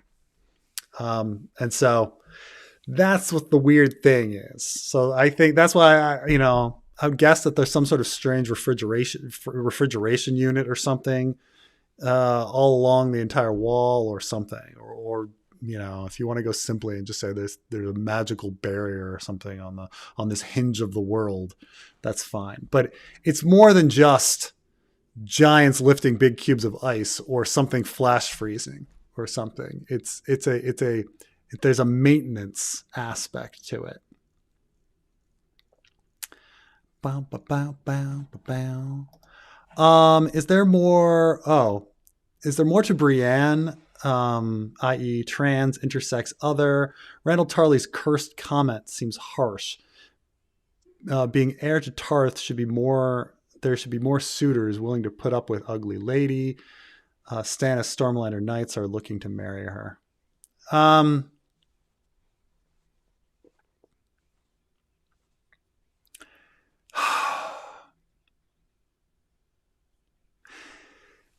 I mean, you are right that the calculus that Heil Hunt makes should be the calculus of hundreds, if not thousands of men. Okay. Not to mention, dudes are into different stuff. Okay. There are plenty of dudes that like big girls. Okay. There's plenty of dudes that are into that. So like making her a freak, you know, making her this big, beefy, character that men aren't interested in doesn't really make sense because she's rich. You know, like there should be plenty of men, there should be a line of fucking men willing to be with Brienne of Tarth. And Heil Hunt is fucking proof of that. It's not the like Heil Hunt is like, there should be a million Heil Hunts. Okay. She is a wealthy heiress. All right, but George R. R. Martin needed to create a story around her. You know, if she were lowborn, maybe Brienne's story would make sense. But she's highborn. She's rich. You know, she's an heiress. There should be a line of motherfuckers. Like there should be so many Hyle Hunts all day long. Maybe if she was lowborn and didn't have any money, like that'd be one thing. But come on.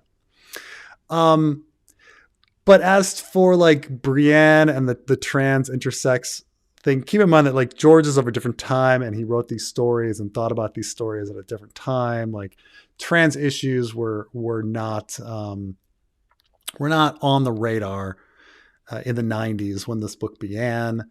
And so, you know, when he makes comments about sex and gender and stuff like that, it's in a different context than today in 2024. So like it's a little different. So just keep that in mind. Like he probably wasn't thinking about 2024 trans issues and how we see sex and gender today. He was seeing it in a different, still a very progressive and feminist lens, but a progressive feminist lens in the 90s. But yeah, I think it's just some bad, you know, why the Brienne story doesn't really make sense. Well, he needed this story to be the way it is. And so he like tried to create the story of like all of these failed suitors and stuff like that. But in reality, no, of course there would be plenty of people willing to tolerate Brienne. I mean, come on.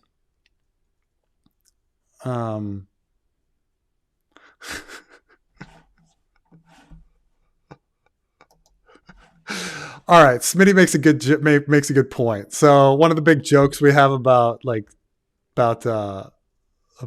Jon Snow is that he knows nothing, but for some reason he knows how to do cunnilingus really well. And it's like, well, Ygritte doesn't know what good cunnilingus is. The argument is any cunnilingus is going to seem like great cunnilingus because he's the first one to even like try it. So, all right, that's a fairly good point. I am on your. I think that's something to consider. That at this point, like, he's the first dude to try, so she's just like, that was fucking great, even though, you know, because no one else is bothered. I do think Dorne likes winter. It brings water and rain. Their sigil is sun inside a spear. Killing the sun or bringing winter? I mean, that's interesting. That's fun. You know, obviously, like the later reason, I think the sun was from Nymeria and the spear was from Martell or something like that, and that was the combination. But and I'm sure there's some sort of like dick and vagina George R. R. Martin joke in there with spear and sun. But no, I mean, it's a fun idea. We're certainly introduced to that there is a major water crisis in Dorne and that things are falling apart for the for Dorne, that the wells have gone dry, and that winter, you know, it would make sense that winter would be you know, bring good things for Dorne. Oh, why are Bran's legs healed crooked? Is Luwin dumb? I mean, Luwin's fucking dumb. Don't get me wrong. I mean, he gave. I mean,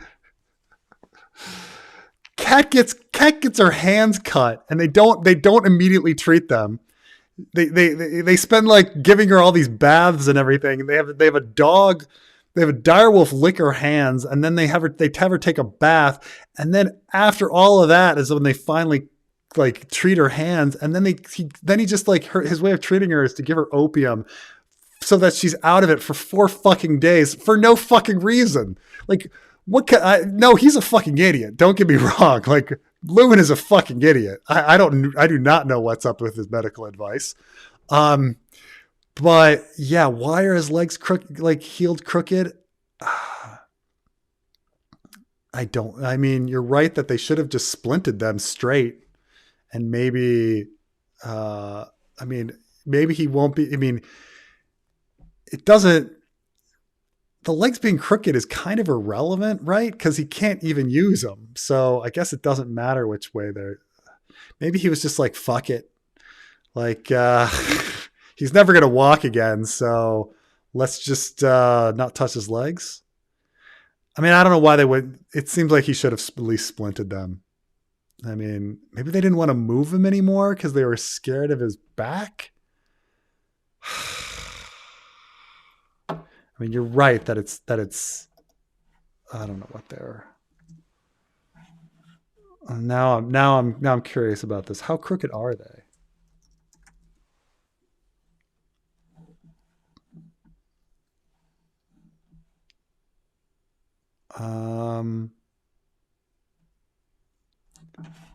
Are his legs are his legs crooked?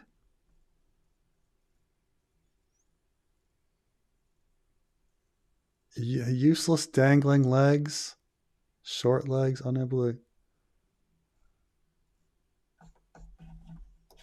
Need to get this. I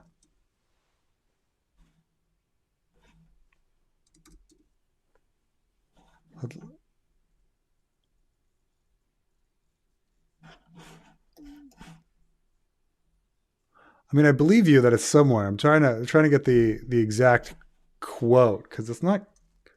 Is it crooked?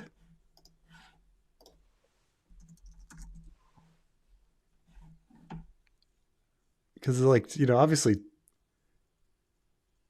Tyrion's got some crooked legs, but I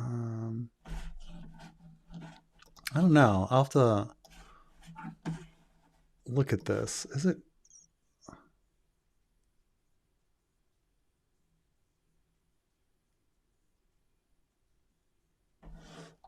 I'll have to do some research on this crooked aspect and what's going on with his legs. But I suppose it doesn't matter if they're crooked one way or the other. Because they're just not working. But yes, Luwin is a fucking idiot. He's very dumb. Like, I don't know what he was doing with Cat. Like, that's just like, you don't know how to heal cuts. You're like, you know what? Let's not immediately bandage and stitch those up. Let's give you a fucking opium. Like, what the? He's an idiot. Yes, he's an absolute idiot. Not good at healer. Not for nothing. When Blackfish was in the Vale, Lysa was in King's Landing, and likely had not much to do with each other. Stands to reason Lysa and Sweet Robin are strangers in their own lands when they return. I'm trying to think how long. Yeah.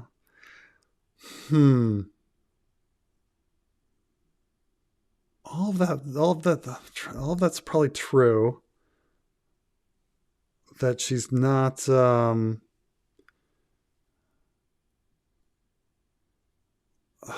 Yeah, because it's true that Lysa and Sweet Robin, you know, are with Jon Arryn in King's Landing. Sure, they'd probably visit the Vale every once in a while, but not that often. But yeah, I mean, it's certainly true that when she got back, she immediately was like, everybody was like her suitor. Everybody was trying to marry her, but she was still, you know.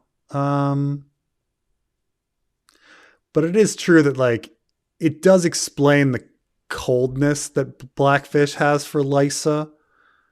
That he's, you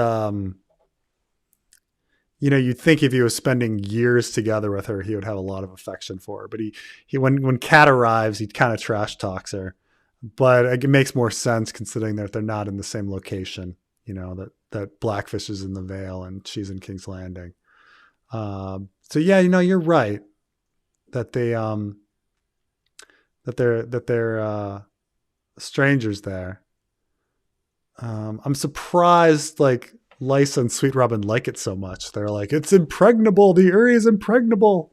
They fucking love it, rather than it being like a foreign place to them. And they somehow hate King's Landing.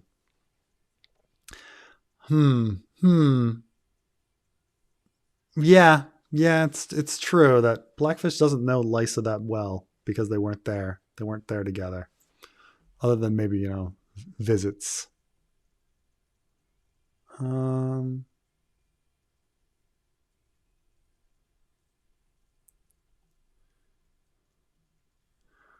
Preston hates rednecks with a passion. Ah.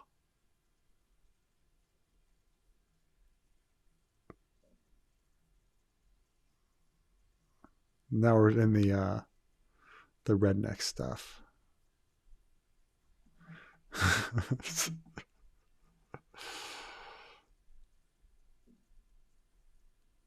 Butlerian Jihad now. Yeah, so I'm not so worried about AI, by the way, because I don't know. I mean, I saw a pretty good video about how like AI is kind of at the limit of what it can do, because it's, they plugged in the whole internet and AI got to like this point.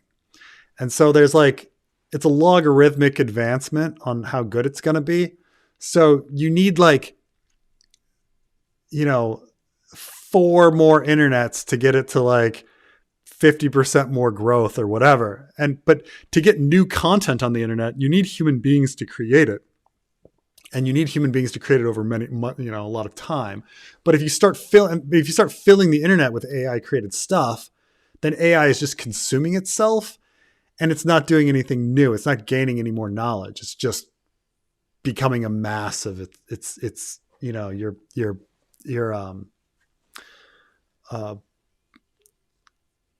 what a human centipeding itself, it's just eating its own shit or whatever. So I don't think AI can go much further, just because and it relies on human input to make it better. So like everybody's like, oh, AI is going to replace us. Well, no, it can never replace us. That's the whole thing, is its existence requires human input, and it's run out of human input for like to become better. I'm existentially terrified by your elections tomorrow. Any last words to make me stop skidding my undies every time I sneeze? Well, I would put it this way. By nearly every measure, Kamala should win. Okay? Like, when you start thinking about it okay, the economy is doing pretty good. The country's pro-choice and women are motivated to vote. Trump's crazy. Most people see he's crazy. Like, all of that in a general sense says, like, policy-wise, Kamala has the stronger policies. When you look at the voting demographics, the elderly tend to like Biden and his treatment, how he treated COVID. Women like Kamala because of the abortion stance. The most reliable voters are old ladies, and so they've got that nexus. Like, you want to go, old ladies vote a lot more than young men. That's just a fact of life. So in that sense, like, Kamala should have it just on this like policy. On the ground, everyone's reporting that her campaign it's got a lot of money. It's really well organized. All the reports are that Trump's campaign is incredibly unorganized. It has money, but it got its money too late. And people like, all the stories that I've been reading about canvassers, like, they've been walking the neighborhoods and they just don't run into Trump canvassers. Like, it's just Harris canvassers everywhere. And so all of that is like bodes well. And then you kind of say, beyond that, like Democrats are really like, there's an enthusiasm. You do polls on enthusiasm, and Democrats are more enthusiastic than Republicans and things like that. The one negative is that there were all these polls that said that Trump was tied or leading, and people kind of go back to being shell shocked on the polls underestimating Trump in 2020 and 2016. However, we also kind of realize that the polls are all bullshit and that they've been manipulating their data and overcorrecting and stuff like this. So in a post-Dobbs world, like you've got Kamala, organized campaign. People are very enthusiastic. All the reports on the ground is that they're running it perfectly.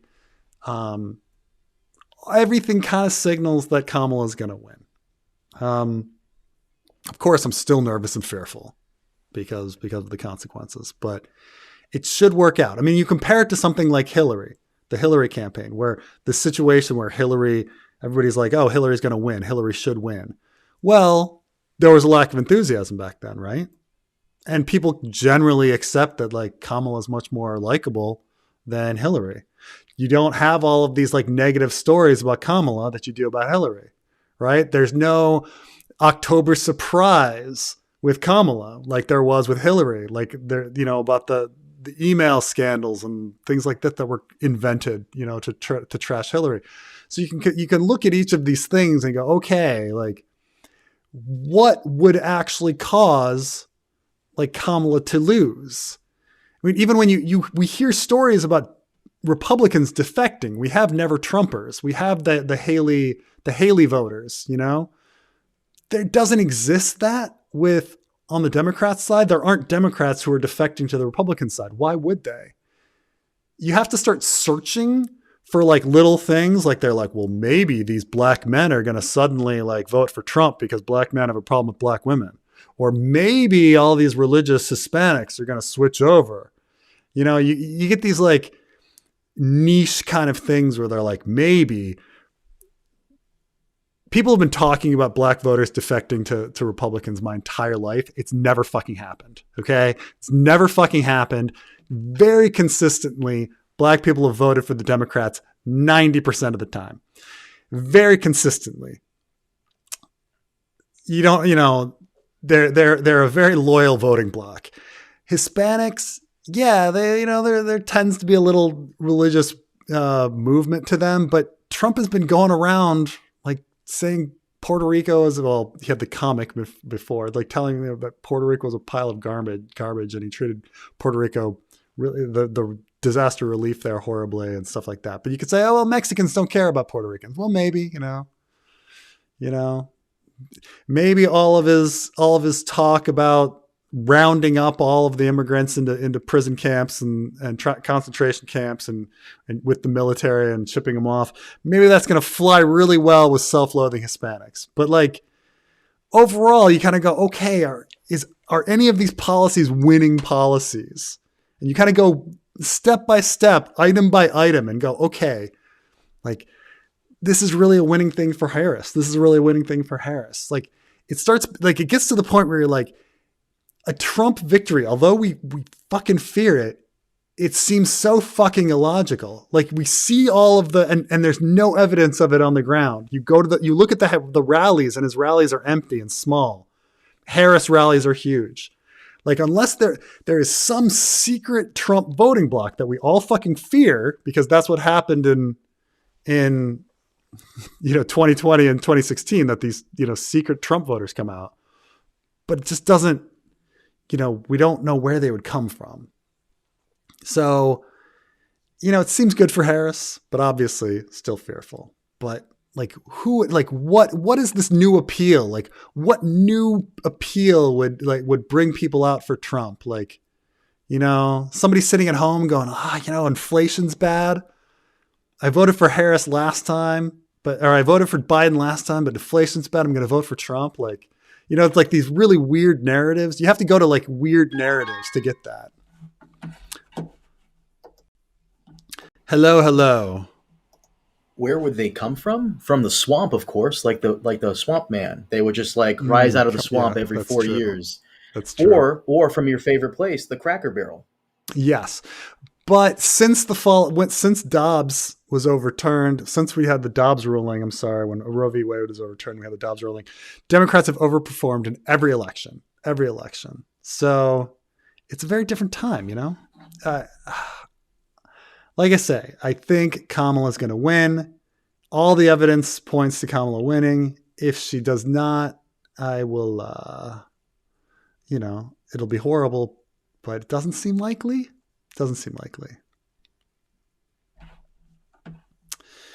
Hearing clean rap is the most fun. Is crazy talk. I miss clean rap, man. I recently. Do you remember like rap that where you could go like that and stuff? You know, like we need that rap back. We need fun rap back. We need Kid and Play back. What do you think, Carmine? I was born in 91. I don't remember at a time like that. That's all you, buddy. That's all you. Where, by the way, have you been? I know you have been over there and somewhere. And are you jet lagged or you rested up? I mean, it's like it was a quick trip, so I was like jet lagged and then unjet lagged like pretty quick. Like, you know, like I didn't have enough time to adjust and then back again. So you rest those vocal cords. I know we recorded earlier. Yeah. No, I'm feeling fine. I'm feeling fine. Yeah. Yeah, you know, I'm feeling good today. We gotta record soon because we got a couple new shows coming down the pipeline. Penguin's about to be over. Dune is coming soon. Maybe a Star Wars thing next month. I don't know if you still want to cover that. I'm still waiting for Mando to come back. Yeah, and you know, I guess we should talk about Agatha soon, because you know I think there's stuff to talk about. I know that I'm not sure how many people saw Agatha, but I watched it and it was interesting. It's very interesting. I think there's a lot of things to say about the show. I'm caught up on Penguin. We can talk about that if you'd like, but. What else is not right now? No, not right now. Fucking no. By the way, I mentioned Mando. That's your cue. Hold on, let me mute myself. That's your cue to Baby Yoda, the story. Oh, you want me to tell Baby Yoda stories? You can't just like break. You gotta have better transitions, man. Oh my fucking god! Well, speaking of orgies, let's talk about George. Like that's my greatest transition of all time. That's true. That's true. Carmine's talking about how like my son came to me and because he's figured out that like Baby Yoda is a character, but he thought Baby Yoda was Yoda because everybody calls him Baby Yoda, you know, even though he's Grogu. Asked me like, why is Baby Yoda like? How old is Yoda? And I'm like, well, Yoda's like 900 years old, and he's like is Yoda? Is Yoda dead? And I was like, yeah, Yoda died. Is Baby Yoda dead? And I was like, no, Baby Yoda is still alive. They're different people. Baby Yoda is actually named Grogu. And he's like, what? Okay. He's like, and then he's like, can I see like Baby Yoda? Can I see Yoda die? I'm like, I don't know. It's like a pretty scary movie. Like, you want to see Yoda die? And he's like, yeah, I want to see Yoda die. I was like, oh, really? Like, you're interested in seeing Yoda? And you're interested in seeing Yoda die? He's like, yeah. So I brought Return to the Jedi up and like brought up the scene where like Yoda like vanishes, and and I don't know why like my 5-year-old son was asking me to see Yoda die, but he did. And I was like, did you want to see Baby Yoda? And he's like, no. He just wanted to see the scene where Yoda dies. Don't lie. You just didn't want to show him Return of the Jedi because you hate Return of the Jedi. I do hate Return of the Jedi. I legitimately, no, I really hate Return of the Jedi. But yeah, I don't know. That was he asked me. The kids ask weird questions, man. They ask really weird questions.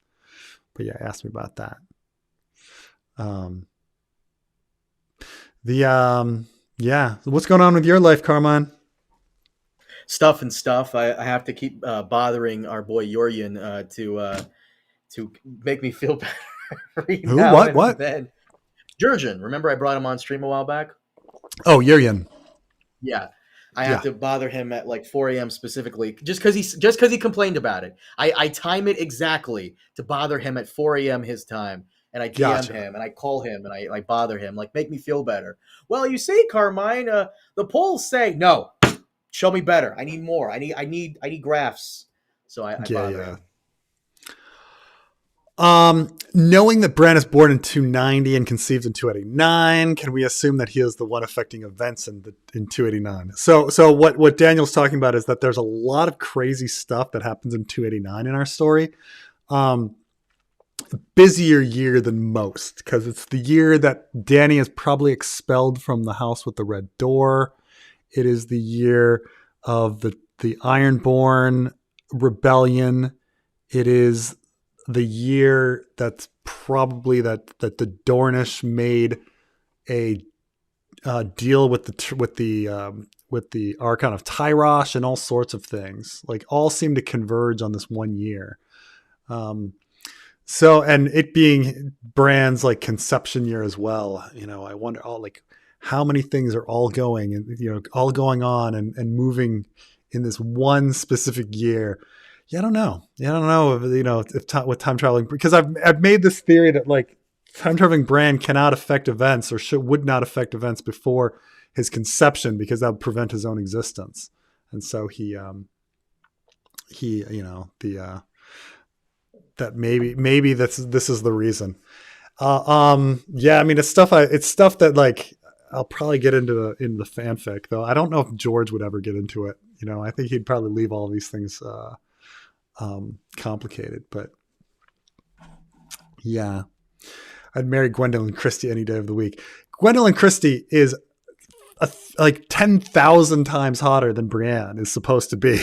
Like, it's just, I mean, and as hot as Lena Headey is, she's 10,000 times less hot than like Cersei's supposed to be, right? Like, nothing's like nothing's like balanced in the story, right? Like, these hot characters.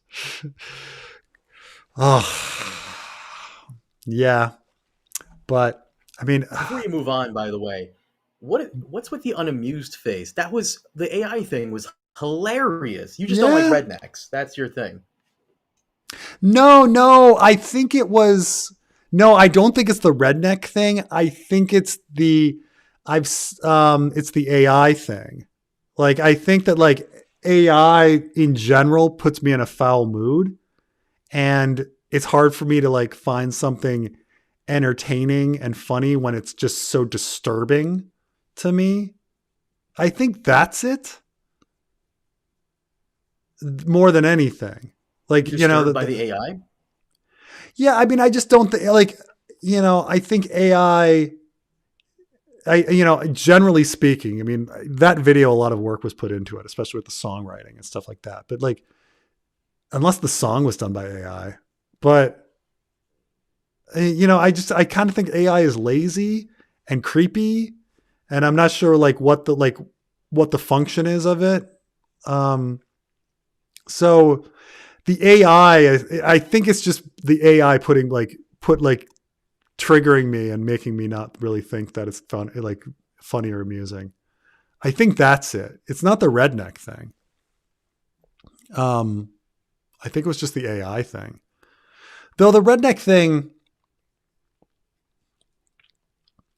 So my brother-in-law grew up in Montana, and he grew up around a lot of poverty, and he hated with a passion the Blue Collar Comedy Tour, which I thought a lot of the Blue Comedy Tour was funny, but he hated it, despised it, because he's just like, poverty isn't funny. Like, he's like, when Jeff Foxworthy's like, if you've got a baby running around the state fair with a baby bottle filled with Coca-Cola and no diaper on, you might be a redneck. And you're like, that's just poverty, like that's sad, like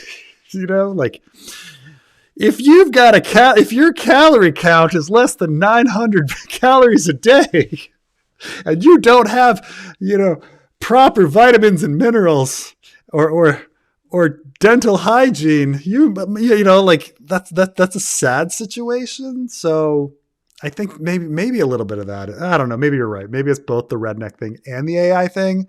So now you're taking like two things I don't think are funny and putting them together to create something that's like doubly not funny for me. Maybe that's it. Anyway, probably. Thank you. You're like my psychiatrist or something. You're like my psychologist, like being like, why do you think it was not funny, Preston? But like, I don't know. You're like, tell me about your mother. I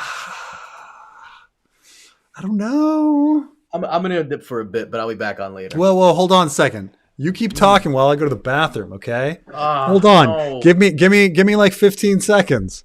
15 seconds. It takes you that long to go to no. We'll see.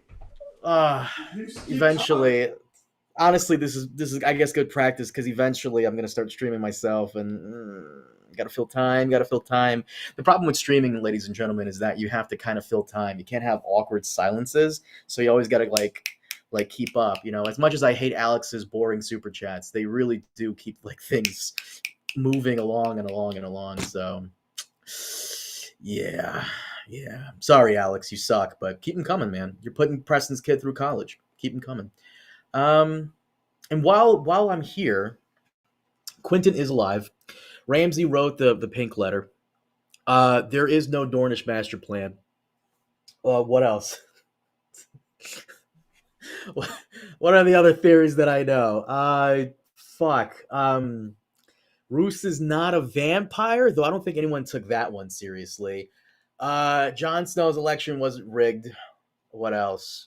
What are his others? What is other? Oh shit, he's back. Let's try to make the story as boring as possible. Bran never time travels, guys. There's no Dornish master plan. Bran never time travels. Tell you, bro. You Ramsay wrote the pink letter. Joffrey sent the cat's paw. Joffrey sent the Littlefinger and planned Joffrey's murder. And everything is as regular. How pissed are you going to be when you've made the story way better than George could have? I don't think. I mean, George is a better writer. I don't know. Maybe I don't know. Better. It'll be more complicated. I think George will have to be like. I think it'll be more complicated. If Brienne was lowborn, she would have been killed. Okay. Certainly in George's story, that'd be kind of be the case. But like, realistically. If Brienne were lowborn, her dad would be like, great, let's put her in the field. Let's get some land. Let's get that plow moving. She would be a really good hard worker, right? She'd be great. So. Plus, I think there'd just be a lot of people interested in, she'd be like a big, healthy girl, right? They're all looking for wide hips and whatever, healthy children and stuff like that. But she'd be a great worker, Like why wouldn't you want her? Why wouldn't you want her there? Real quick before I bounce, someone tagged me. They go, Carmine, do you think the right comment was Cara Thrace's Viper crashing on its way? What? Hold on. Someone sent me something to real quick before I bounce. Someone sent me something to send to you today, which was the Seltzer poll, right? About Iowa? Yeah. This person wrote, if the Seltzer poll is right this time, this polling is the equivalent to the Battlestar Galactica being the only ship in the fleet to not use the super new fancy technology and that being exactly why it's the only ship to survive the initial attack of the Cylons. So it is true. So polling is a horrible science. So here's the thing. Polling is based on calling people on the phone, and people don't pick up. And you got to wonder, like, who does pick up? And so they kind of like, when they put together polls, they say, okay, well, how do black people normally vote? And how many black people did we get in our poll sample? And how many black people should there be? So you got your 100 people, and you've got 5 people, you got 5 black people to pick up their phone. Well, black people should be like 14% of the population. So we're going to multiply that by, 1.8 to get the right number of black people, and they do all sorts of like weird adjustments to try to get the poll. They got to transition the poll from what they actually picked up and answered to demographically like what they should be and stuff like that. And then, they do the same thing about like measuring enthusiasm and likely voterhood and stuff like that. And like, okay, well, that may be true, but then, the probability of that demographic coming out and voting. But the thing is, every human being is a cross section of many stuff. Like, you're not just your race, you're also your ethnicity, you're also your sex and gender, you're also like your age and your education demographic and stuff like that. And so they have the cross tabs, and they try to figure out all of these things and adjust and wait. And then in the end, they like come out with a number, and they're like, fuck. Like, say you're a poll guy and you do all your fucking calculus, and you're like, I came up Harris +4. But all the other polls are saying Harris +1. Like, fuck, if we put Harris +4, everyone's going to think that we're a shitty fucking polling group. So they're like, well, let's just put Harris +1. We got Harris +4, but let's just put Harris +1. Because if the truth is Harris +4, we'll still be right. We said Harris +1, Like, it's such a stupid, like, random science. Like, it's not even a science. It's just, and Republican pollsters flooding the field and herding and all sorts of stuff.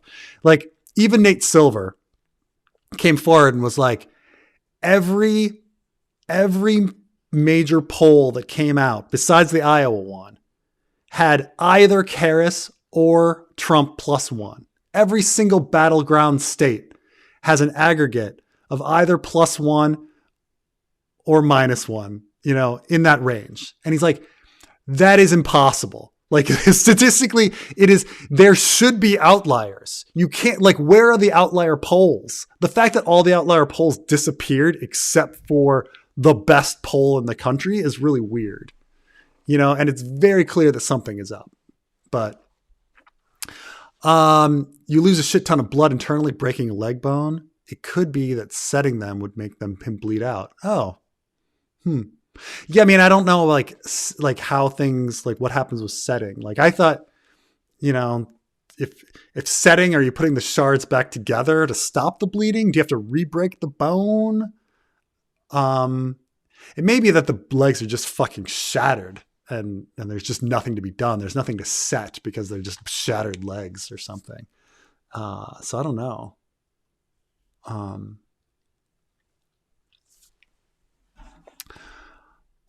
You will never walk again, but you will fly. What does this mean? Is it just warging ravens? If so, what a bait.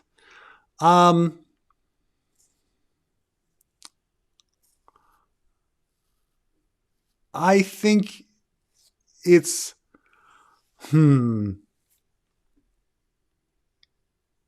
is it just warging ravens?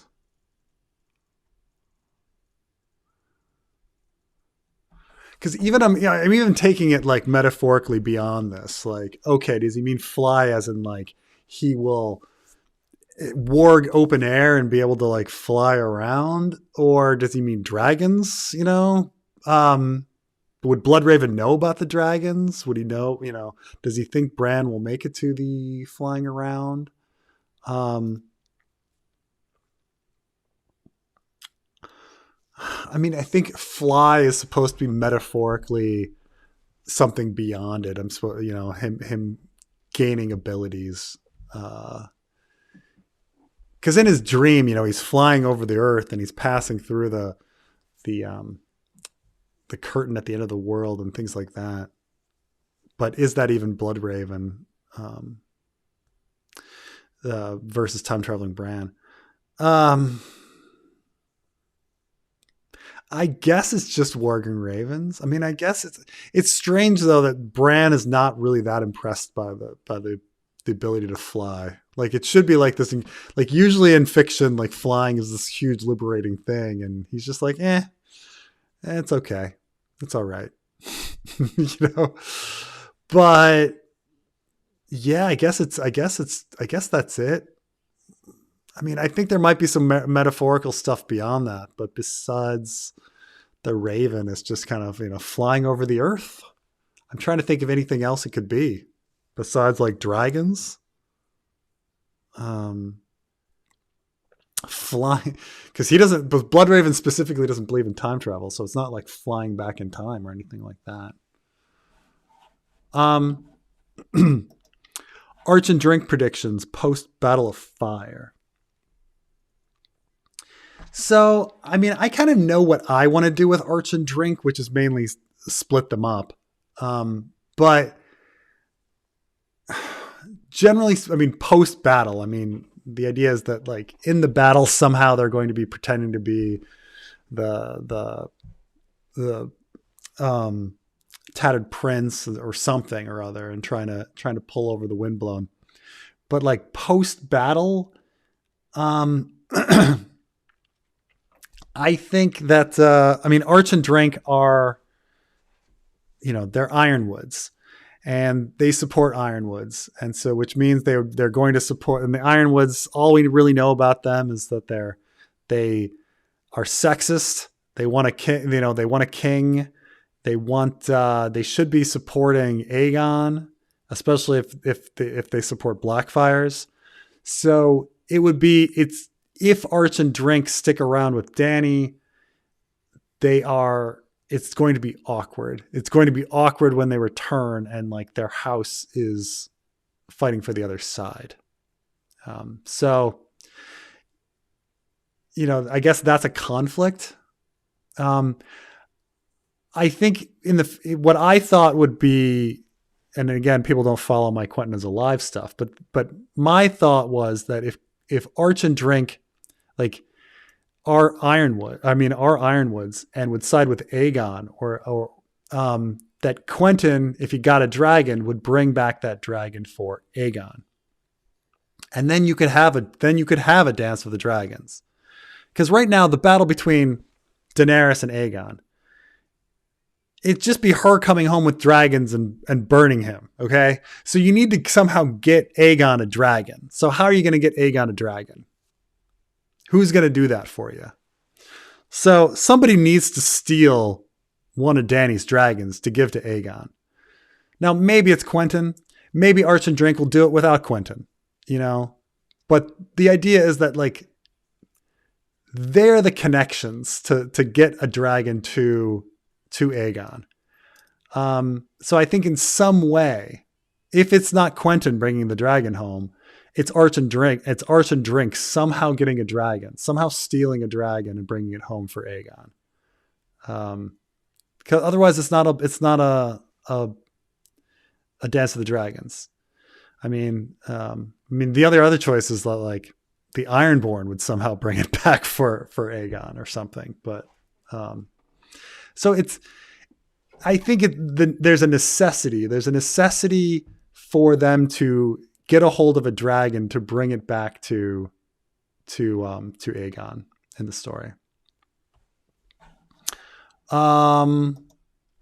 It can and likely will kill us at some point as soon as a model becomes notably complex enough for consciousness to emerge, like us.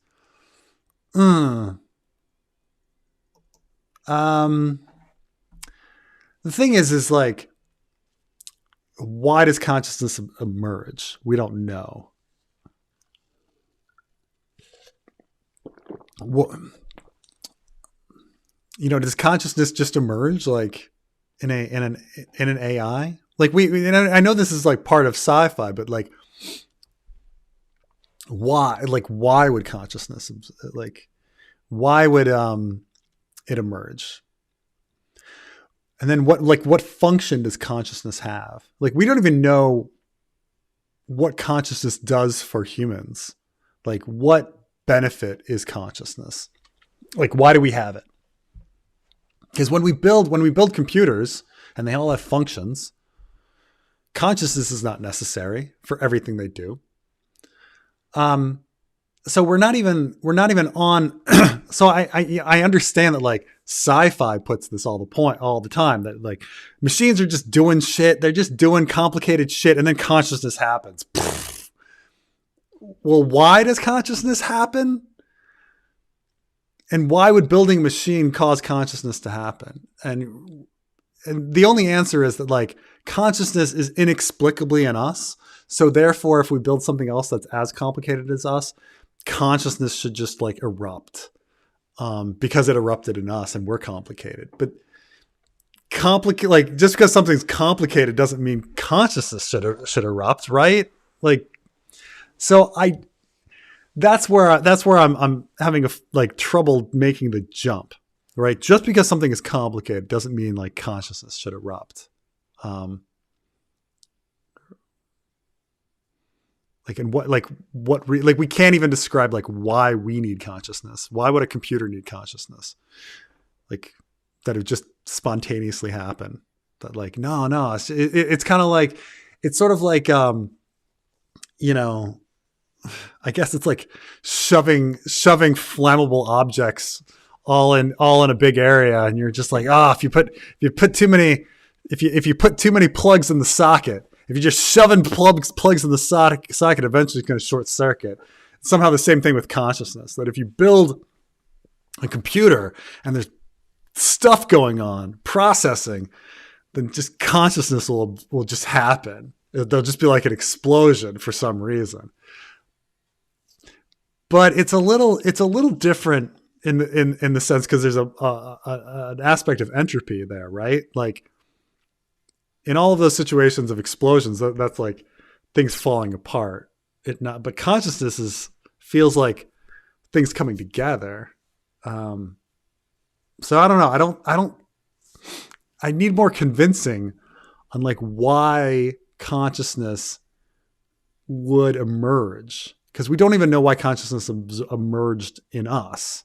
Why would consciousness emerge in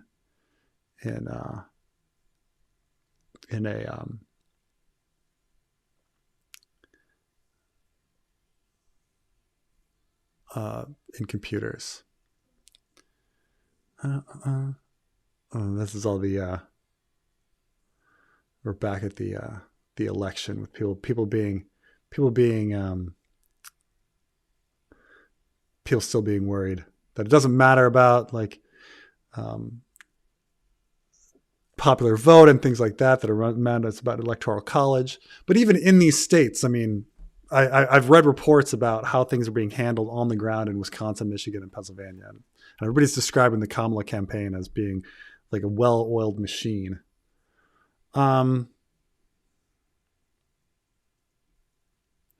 Secret religious voters, maybe,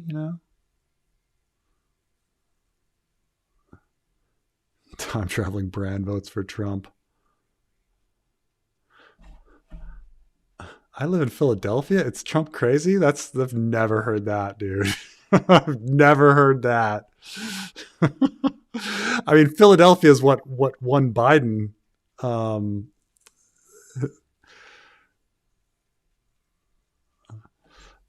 Not gonna lie, I lean left. I love Cracker Barrel. Cracker Barrel, I will grant that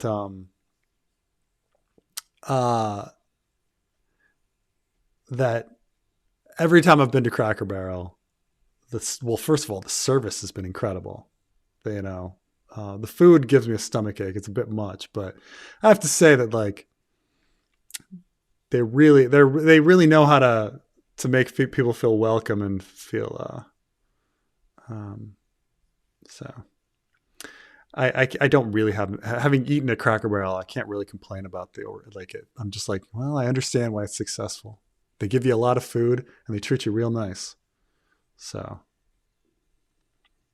okay.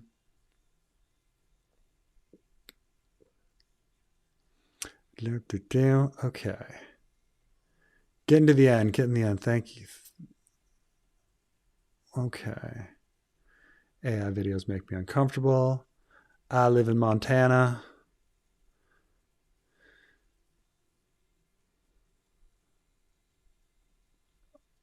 Sound cutting out. Make sure that I'm not hitting a chord. Carmine Entertainment. It just buffers what's every that? now and then. It just buffers every now and then. You're fine. Yeah. Carmine, what's your favorite Pokemon? I think we know what your favorite Pokemon is. What the? Who asked me that? What the fuck? Olegon the Unutterable. I mean, it's obviously Haunter. Sure, why not? You're like my favorite Pokemon is Mr. Mime. Mr. Mime. Mr. Mime. What is the thematic story value of Lemongate? Well, the idea with Lemongate is that when you have a situation where Jon is this person that's raised to think he was nobody, but is actually a king, you can then have a inverse story of a woman who was told she was queen, but finds out she's nobody, you know? So you've got this inverted situation where and you figure out in the end,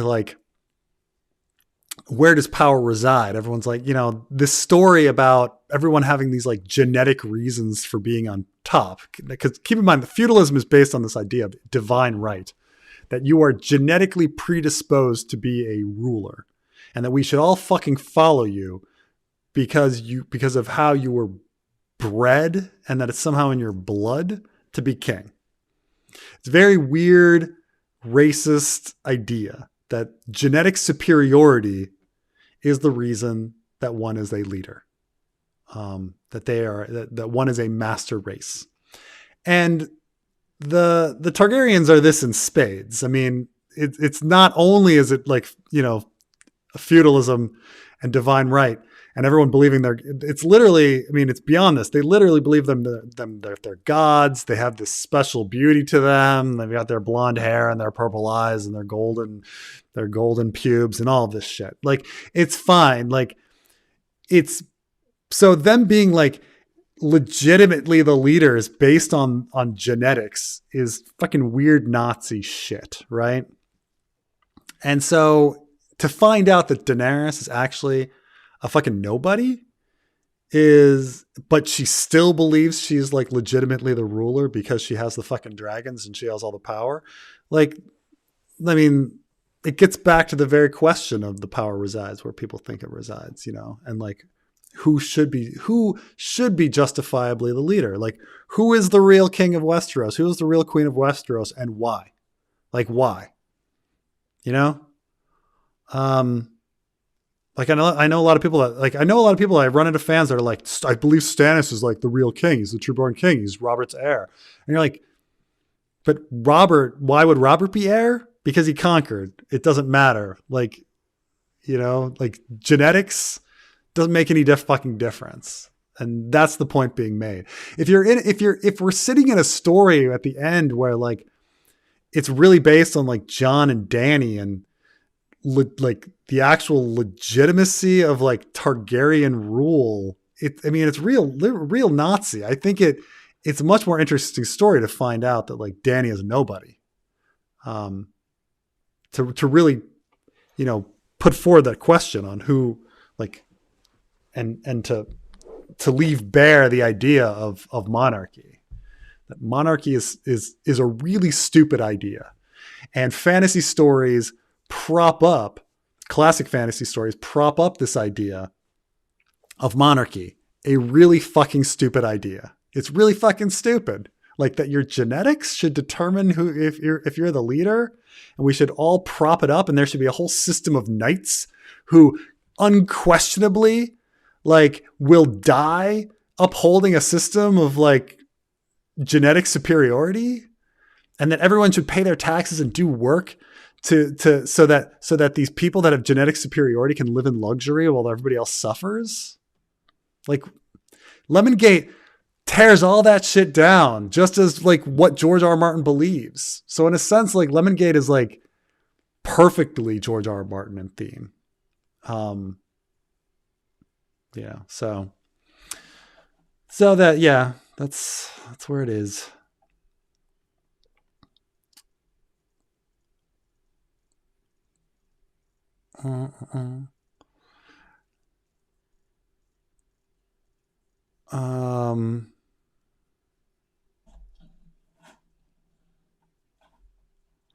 Oh, why is Arch paralleled with Gendry, hammer-wielding guy with a bull mask? You're right, that does happen. But I'm trying to think. I've thought like the whole like what the it's a lion, a monkey, and a bull, right? And I'm trying to remember if there's any like I've looked for a few of these like random animal ideas. And I was like, well, let's see. Like Gren is an aurochs. That's a bull. And Pip is a monkey. So that means the last one would be, who's the lion? Is Jon Snow the lion? Like, who's the lion? You know, like, are these animal things just by chance when you run into them? Or is there some like hidden parallels? Like, okay, well, we've got at the Tower of Joy, there's a bull, white bull, and there's a bat. And then what's Arthur Dayne? You know, like I don't know. So I don't know. I think sometimes these things are just coincidences. I mean, you're right though. You know, bull with a hammer.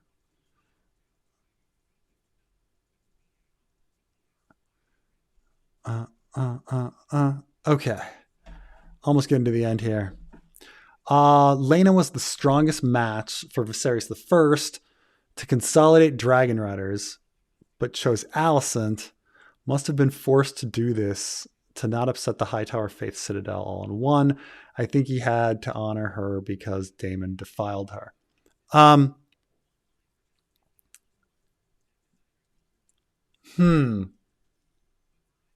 Now, in the original Rogue Prince, Damon is rumored to have slept with Alicent, but that gets retconned and removed. But I'm trying to think of like the So what Nick is saying here is that it's so logical that Viserys should marry Laena to consolidate the dragons. The fact that the wedding doesn't happen is rough, and instead he like chooses Alicent. Now, the show kind of addresses this a little bit, that Laena is young, and Viserys, his first wife, was too young, and he bedded her when she was too young, and they straight up say that the reason she died is because she was having kids too young. And so it may be that like Viserys, like, you know, I would theorize that Viserys was turned off by Laena's young age because he already had the trauma of a previous like young bride that like died, and didn't want to do this to another person. And that, you know, Alicent was older and therefore, you know, good to go. It may also be that, you know, Alicent really did seduce him. So I would say that like, he had to honor her. It might be he had to honor her because he defiled her. That it might be that Alicent was already sleeping with Viserys, and that he did it for that reason. That makes a little more sense than marrying her because Damon defiled her. Because Damon's probably defiling people right and left, right? And it seems weird for a king to honor, like, it seems weird for a king to honor somebody because like Damon defiled her. He could probably like find somebody else highborn to marry her. So I don't know. I think if you're going with the defiling to honor, it's because Viserys slept with her already, and that Laena was far too young, and that he was reminded of her his previous wife and her dying young or something like that. That'd be my guess.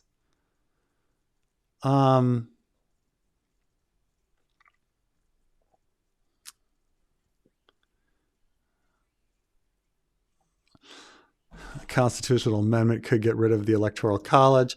Yeah, I mean, electoral amendments are so difficult. There's this Electoral College pact that seems much more likely. But I feel like even if it were passed, that somehow the Supreme Court would find a way to nullify it, the conservative Supreme Court.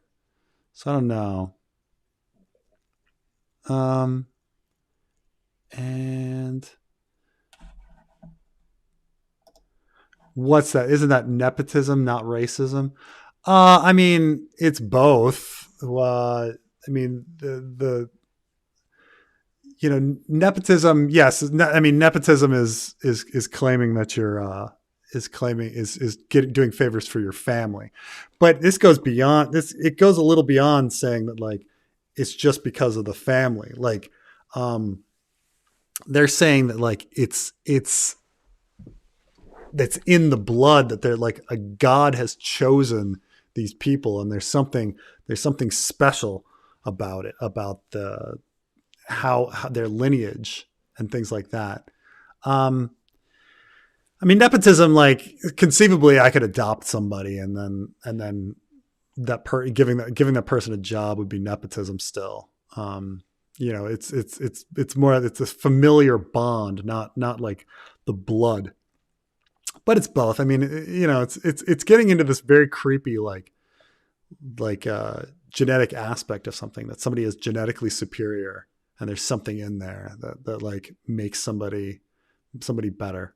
Because why else? Why is King Charles? Why is King Charles king of England? It's just once you step back and examine it, it's dumb as hell. It's dumb as hell. That a bunch of like weird inbred people get to live in luxury for no reason at all.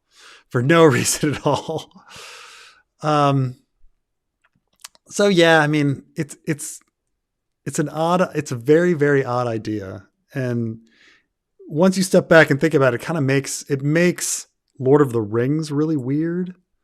I mean, yes, Aragorn is a badass and all of this stuff, and courageous and a good person, but like, why is everyone just like, the return of the king and the Númenóreans and and when you start hearing about the Númenóreans and how they were like supermen and master racish, it's really kind of crazy.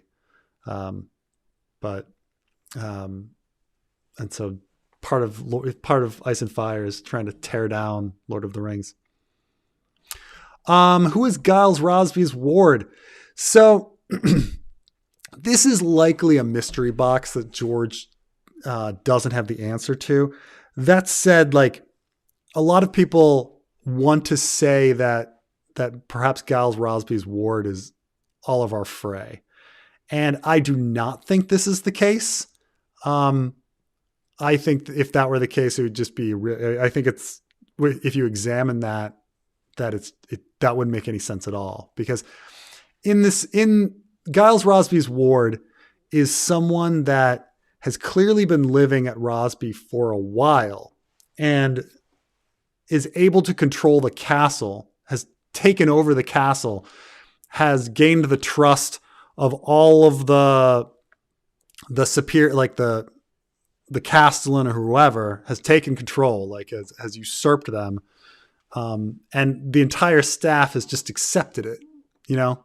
And you kind of say, would Oliver Frey, who timeline wise could only be hanging there for a few months, like get to that point? Would that make any sense? I mean, in a different situation, imagine like at some point, that, I don't know, like Ned Stark dies. And do you think, but all of the staff at Winterfell is still there. Do you think Theon could reasonably take control of Winterfell and have the entire staff, Vanpool, Jory, Roderick, all go Micken? They would all just be like, yeah, of course. Theon is running the place. Like, would that make sense? And keep in mind, Theon's actually been there a long time. He's been there a decade. But would that be a realistic situation? No, it just wouldn't. Like, you'd think, like, who would take control of the castle? Who would you trust to take control of the castle? Like, if Ned weren't there, well, it would probably fall to someone like Vanpool or Luwin. It wouldn't fall to the ward. So, like, the ward needs to be somebody that Giles Rosby trusts, and that the entire staff trust. And so I don't think it's like, I've looked into this a bit, and there's just no character that we know that would fit that bill. Because all the characters we know are outside of Rosby. So, like, for the ward to be in Rosby controlling it, we wouldn't know the character. So, unfortunately, the answer is there's no good answer, because it must be a character that we haven't been introduced to. Because if it were a character that we've been introduced to, he couldn't be the type of person to have taken control of Rosby. It needs to be a character that's been there for a while, that's gained the trust of Giles before he died, and gained the trust of the staff. As in, he was like running things. Like, Giles, like, was sick and was like, let my ward run this place. Like, he must have like ordered the staff to do that. And there's no way that he would have been like, Oliver Frey, who's been here 2 months, please, like, run the fucking castle. Like, this 17-year-old boy, is that how old Oliver is?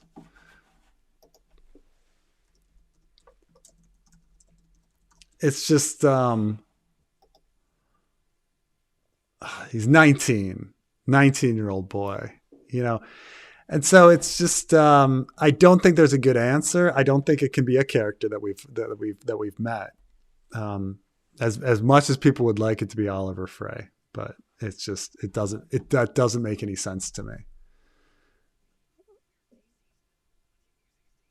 Mm-mm.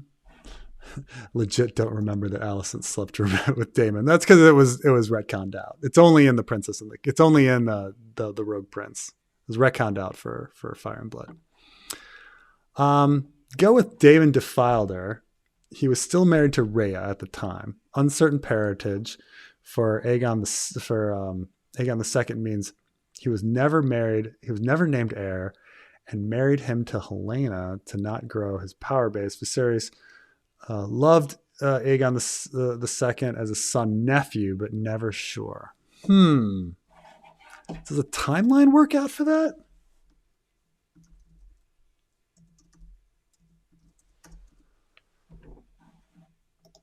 Like, the idea is that he marries her because she's pregnant.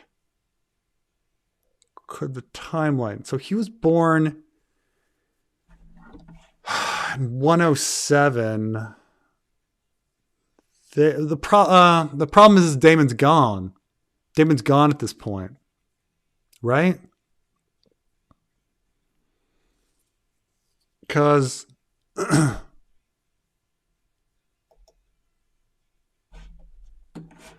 they say that he was they say that Aegon was born in 107. The heir for a day incidents in 105. So Damon is out of the country, is out of King's Landing, in 105. He gets married to Alicent in 106. I mean, if Damon were still around, but the problem is that he gets kicked out of the country with heir for the day.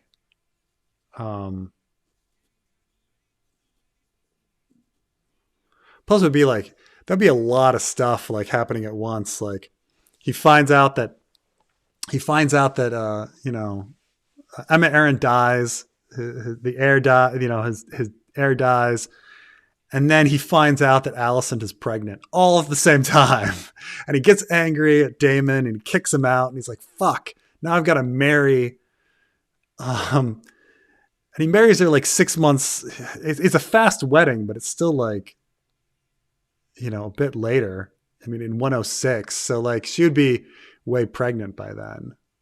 So I think they're just not in the same place. That's the thing is you can't make, I mean, if Damon were still around, it'd be a fascinating situation, but yeah, Damon's just not in King's Landing to father Aegon II.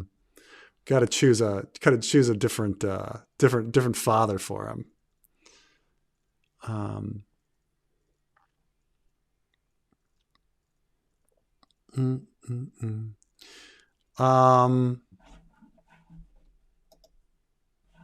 Have you got to ban anyone as you'd hoped? What? I got to ban. I mean, I've banned a lot of people. Was I did my stream, my Kamala stream last week, and what was actually really surprising about the stream, and it's not online right now because I'm working on getting approval for working in Dominican Republic, and I didn't want the stream like showing, because the big thing about the issue with me streaming in Dominican Republic is that like I'm streaming out of government facility because government housing, so like I just wanted to be like careful there. So I like that they were gonna review my channel last week, so I was like, yeah, let's take this off. But the stream was really interesting because you get a lot of posts that are like the pro-Trump people are of course very loud, right? And so they're doing comments, and then I'm just like, haha, I get to ban him. And when the stream was done, I was like, they're hearing these stories about these young males are leaning conservative, and it's the internet, and YouTube is so filled with conservatives, and my fans are mostly male. And so I really thought that like it would be a lot of conservatives, but I checked the like dislike ratio, and it was actually 2/3 like and 1/3 dislike, which means 2/3 of the people liked the idea that it was a Kamala stream. So really, like, at least, I mean, it's my fans. So obviously my fans are going to lean liberal, but I was expecting more of a conservative backlash to my stream, and there wasn't actually very much. I mean, obviously there were people that were there, but it was mostly Kamala fans. Do you have an author in mind to finish A Dream of Spring other than yourself? LOL. So of writers that I've read, I think that the writer that fits George R. R. Martin's style and that is the most similar to George R. R. Martin's style happens to be his protege. So they write under the name James Corey, the guy, The Expanse, but that's the pen name for Daniel Abraham and Ty Frank. And is it Daniel? I forget. Did you not see their comment about how at one point they would have and now they would not? Really? What happened? we'll have to. We should probably save this for like an actual dedicated Yeah. conversation. But But real no, briefly, yeah. I believe he posted it on Twitter or some other forum that at one point, if he was asked to do it, yeah, he would. But now, absolutely not, is what he said. One of them, one of the two guys. Okay. And I believe the question that Alchemist is asking is if you have an author in mind. So I guess those guys, since they're George's proteges. Yeah, I think that they would. I've just reading their style, their writing style. Their writing style is the most similar of fantasy authors and sci-fi authors to George's style. That's but I mean they're not quite, they're not quite as poetic as George, but they structure their sentences and paragraphs and everything in a very similar fashion versus like you crack open Brandon Sanderson, very different, and it's immediately different. It's immediately apparent. But if you read The Expanse, it's very similar writing style to George, which I suppose is just, understandable. But yeah, no, they said that they wouldn't do it. I wonder what their reasoning was. I'm down to do like a whole dedicated podcast thing discussion on it with you, because yeah, it's interesting. Yeah. 2/3 of Preston's fans are based. I've heard a lot of people generalizing men as conservative, Trump-loving fascists, and I'm not here for it. LOL. That's because you probably want to get laid in life, and like there's just the for the future, like you're like people are just not going to get laid like supporting Trump. It's just not going to work out unless you have like massive other things going for you, like you're super good looking or like super wealthy or something. Like it's going to be such a huge turnoff for women to be a Trump fan. Like it's just like, I mean, this basic level of like, you know what, I'm against feminism and I think women should like take on traditional roles. Like that's just not gonna, like, why would that fly with anyone? Like why would that like help anybody's situation? But but man, I mean, it's the so Jon is murdered at the end of A Dance with Dragons. Dany is murdered at the end of the Winds of Winter. Bran is murdered at the end of A Dream of Spring. Thoughts culminating with the killing of God. That would be something if like Jon doesn't come back at all and then you kill Dany off at the end of it. That would be a very shocking and surprising. I don't know if people would stay, like it's so funny. The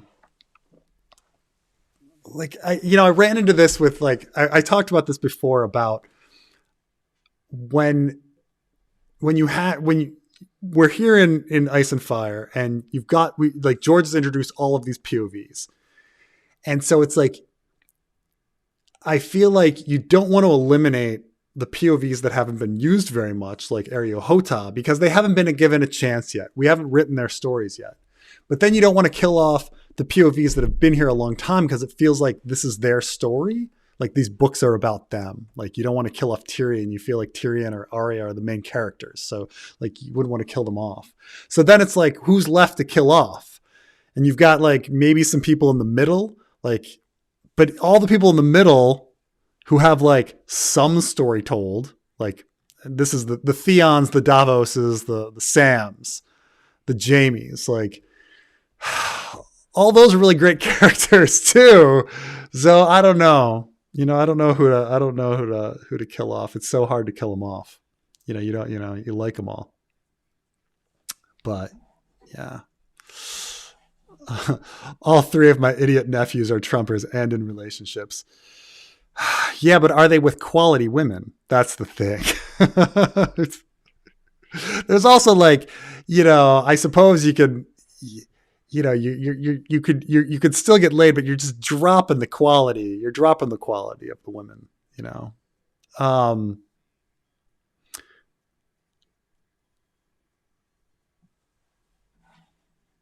Yeah, I know liberal lefty women who are with guys who are voting for Trump. One of them, a boyfriend who somehow says Trump is pro-choice. LOL. Well, there's plenty of stupid people in this world. Plenty of stupid places, people in this world. But yes, is the moon door an analogy for abortion? Yeah, I think it is. Well, at least the moon door. The moon door is an analogy for the like menstruation, abortion, but yeah, it's Lacey getting dropped out of it is probably a metaphor for an abortion, considering that she had an abortion and things like that, and she becomes an abortion, or it's probably something like that. I mean the metaphor before people are like, Preston, you're an idiot on this. Like, it's pretty, like the sex metaphors are pretty blunt in the Eerie. I mean, you literally have like the giant's lance, which is a big fucking dick. And then you've got the bloody gate and the gates of the moon. Cause when the moon is the menstruation cycle, bloody gate. Okay. We're heading in, they're heading in the vagina. And then you head up to the Eerie, which is impregnable. Like, oh God, like, and then we start talking about like Lysa, who is impregnable and has an abortion, all these things, like all of these metaphors are being made there. So it's like, yeah, it seems like Lysa is aborted, or, birthed and flung out or something. It's something like that.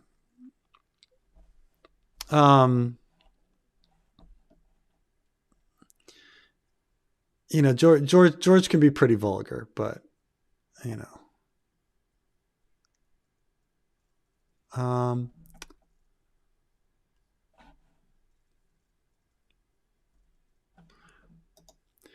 Aegon is not a Blackfire. The Mummer's dragon will be his grayscale infected corpse being put on a horse for King's Landing. Final defense, like Cleon the Butcher King. I mean, anything's a possibility. I mean, the thing is, we already had Renly. Renly was already like, Cleon is already a reference to Renly, right? Because Renly was strapped onto the horse. I mean, well, not really. Like his armor was put on Loras, and so his like ghost is upon the horse, right? And gone into battle. So Cleon is kind of like this reference to Renly, but like, could the same thing happen to Aegon? The thing is I think that would be doubling the metaphor for him, though, because I want to say, isn't the next one? Let me think here.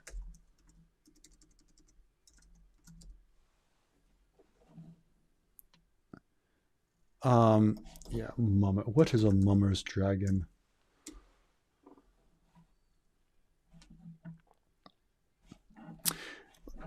Okay, it said,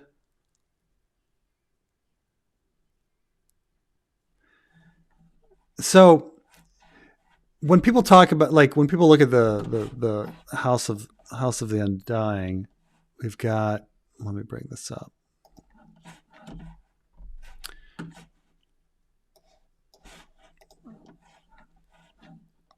She says, Mother of Dragons, Daughter of Death, glowing like a sunset, a red sword was raised in the hand of a blue-eyed king who cast no shadow.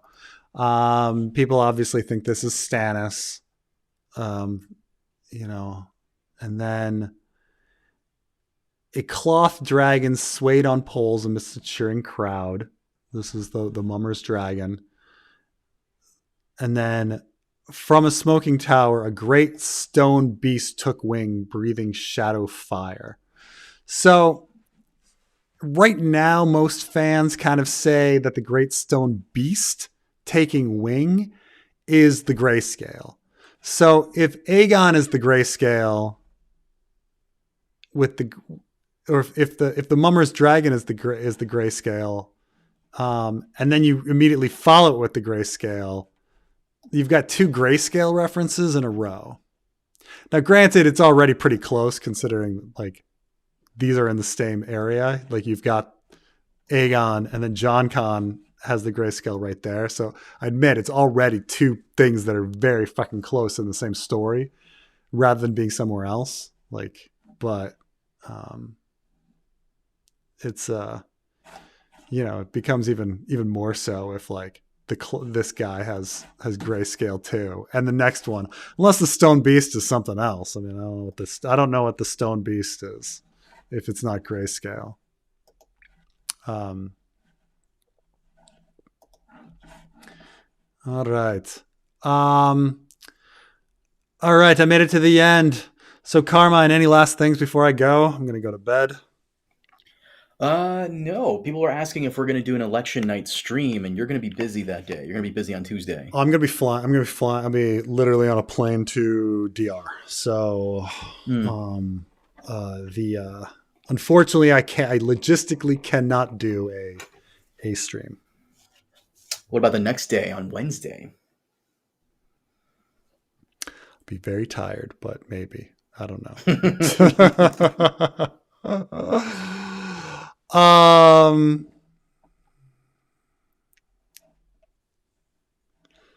Yeah. Oh, somebody went to Japan, is going to Japan. See, the thing is my experience in Japan is now pretty old. Like, for instance, this guy's saying you can get by with only English in Japan. Like, when I was there, very, very few people spoke English. It's just that the people that spoke English were really into foreigners. Like, I found that like Japan, like 95% of Japanese do not give a shit about anything outside of Japan. But 5% of Japanese really are fucking fascinated with things outside of Japan.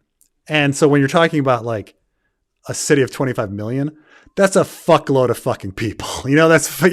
So there's always like, there's so many people that are interested in talking to you. It's just that like most people are uninterested in talking to you. So you've got to let people come to you. You've got to like go to the foreigner places because those are going to be the Japanese interested in meeting foreigners. There's language exchanges. You can always meet people. There's meetups there, all sorts of stuff like that. But a great way to meet people is to like, try to do a language exchange, stuff like that.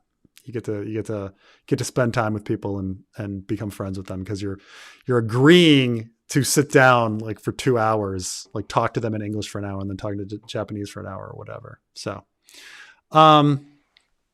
anyway, I will, the Stone Beast is the penis. Mara's dragon is a penis. They're all penises. That's probably true, knowing George. All right. I will talk to you guys later. Thanks for everyone for hanging out. And, thank you, Carmine, for chilling with me.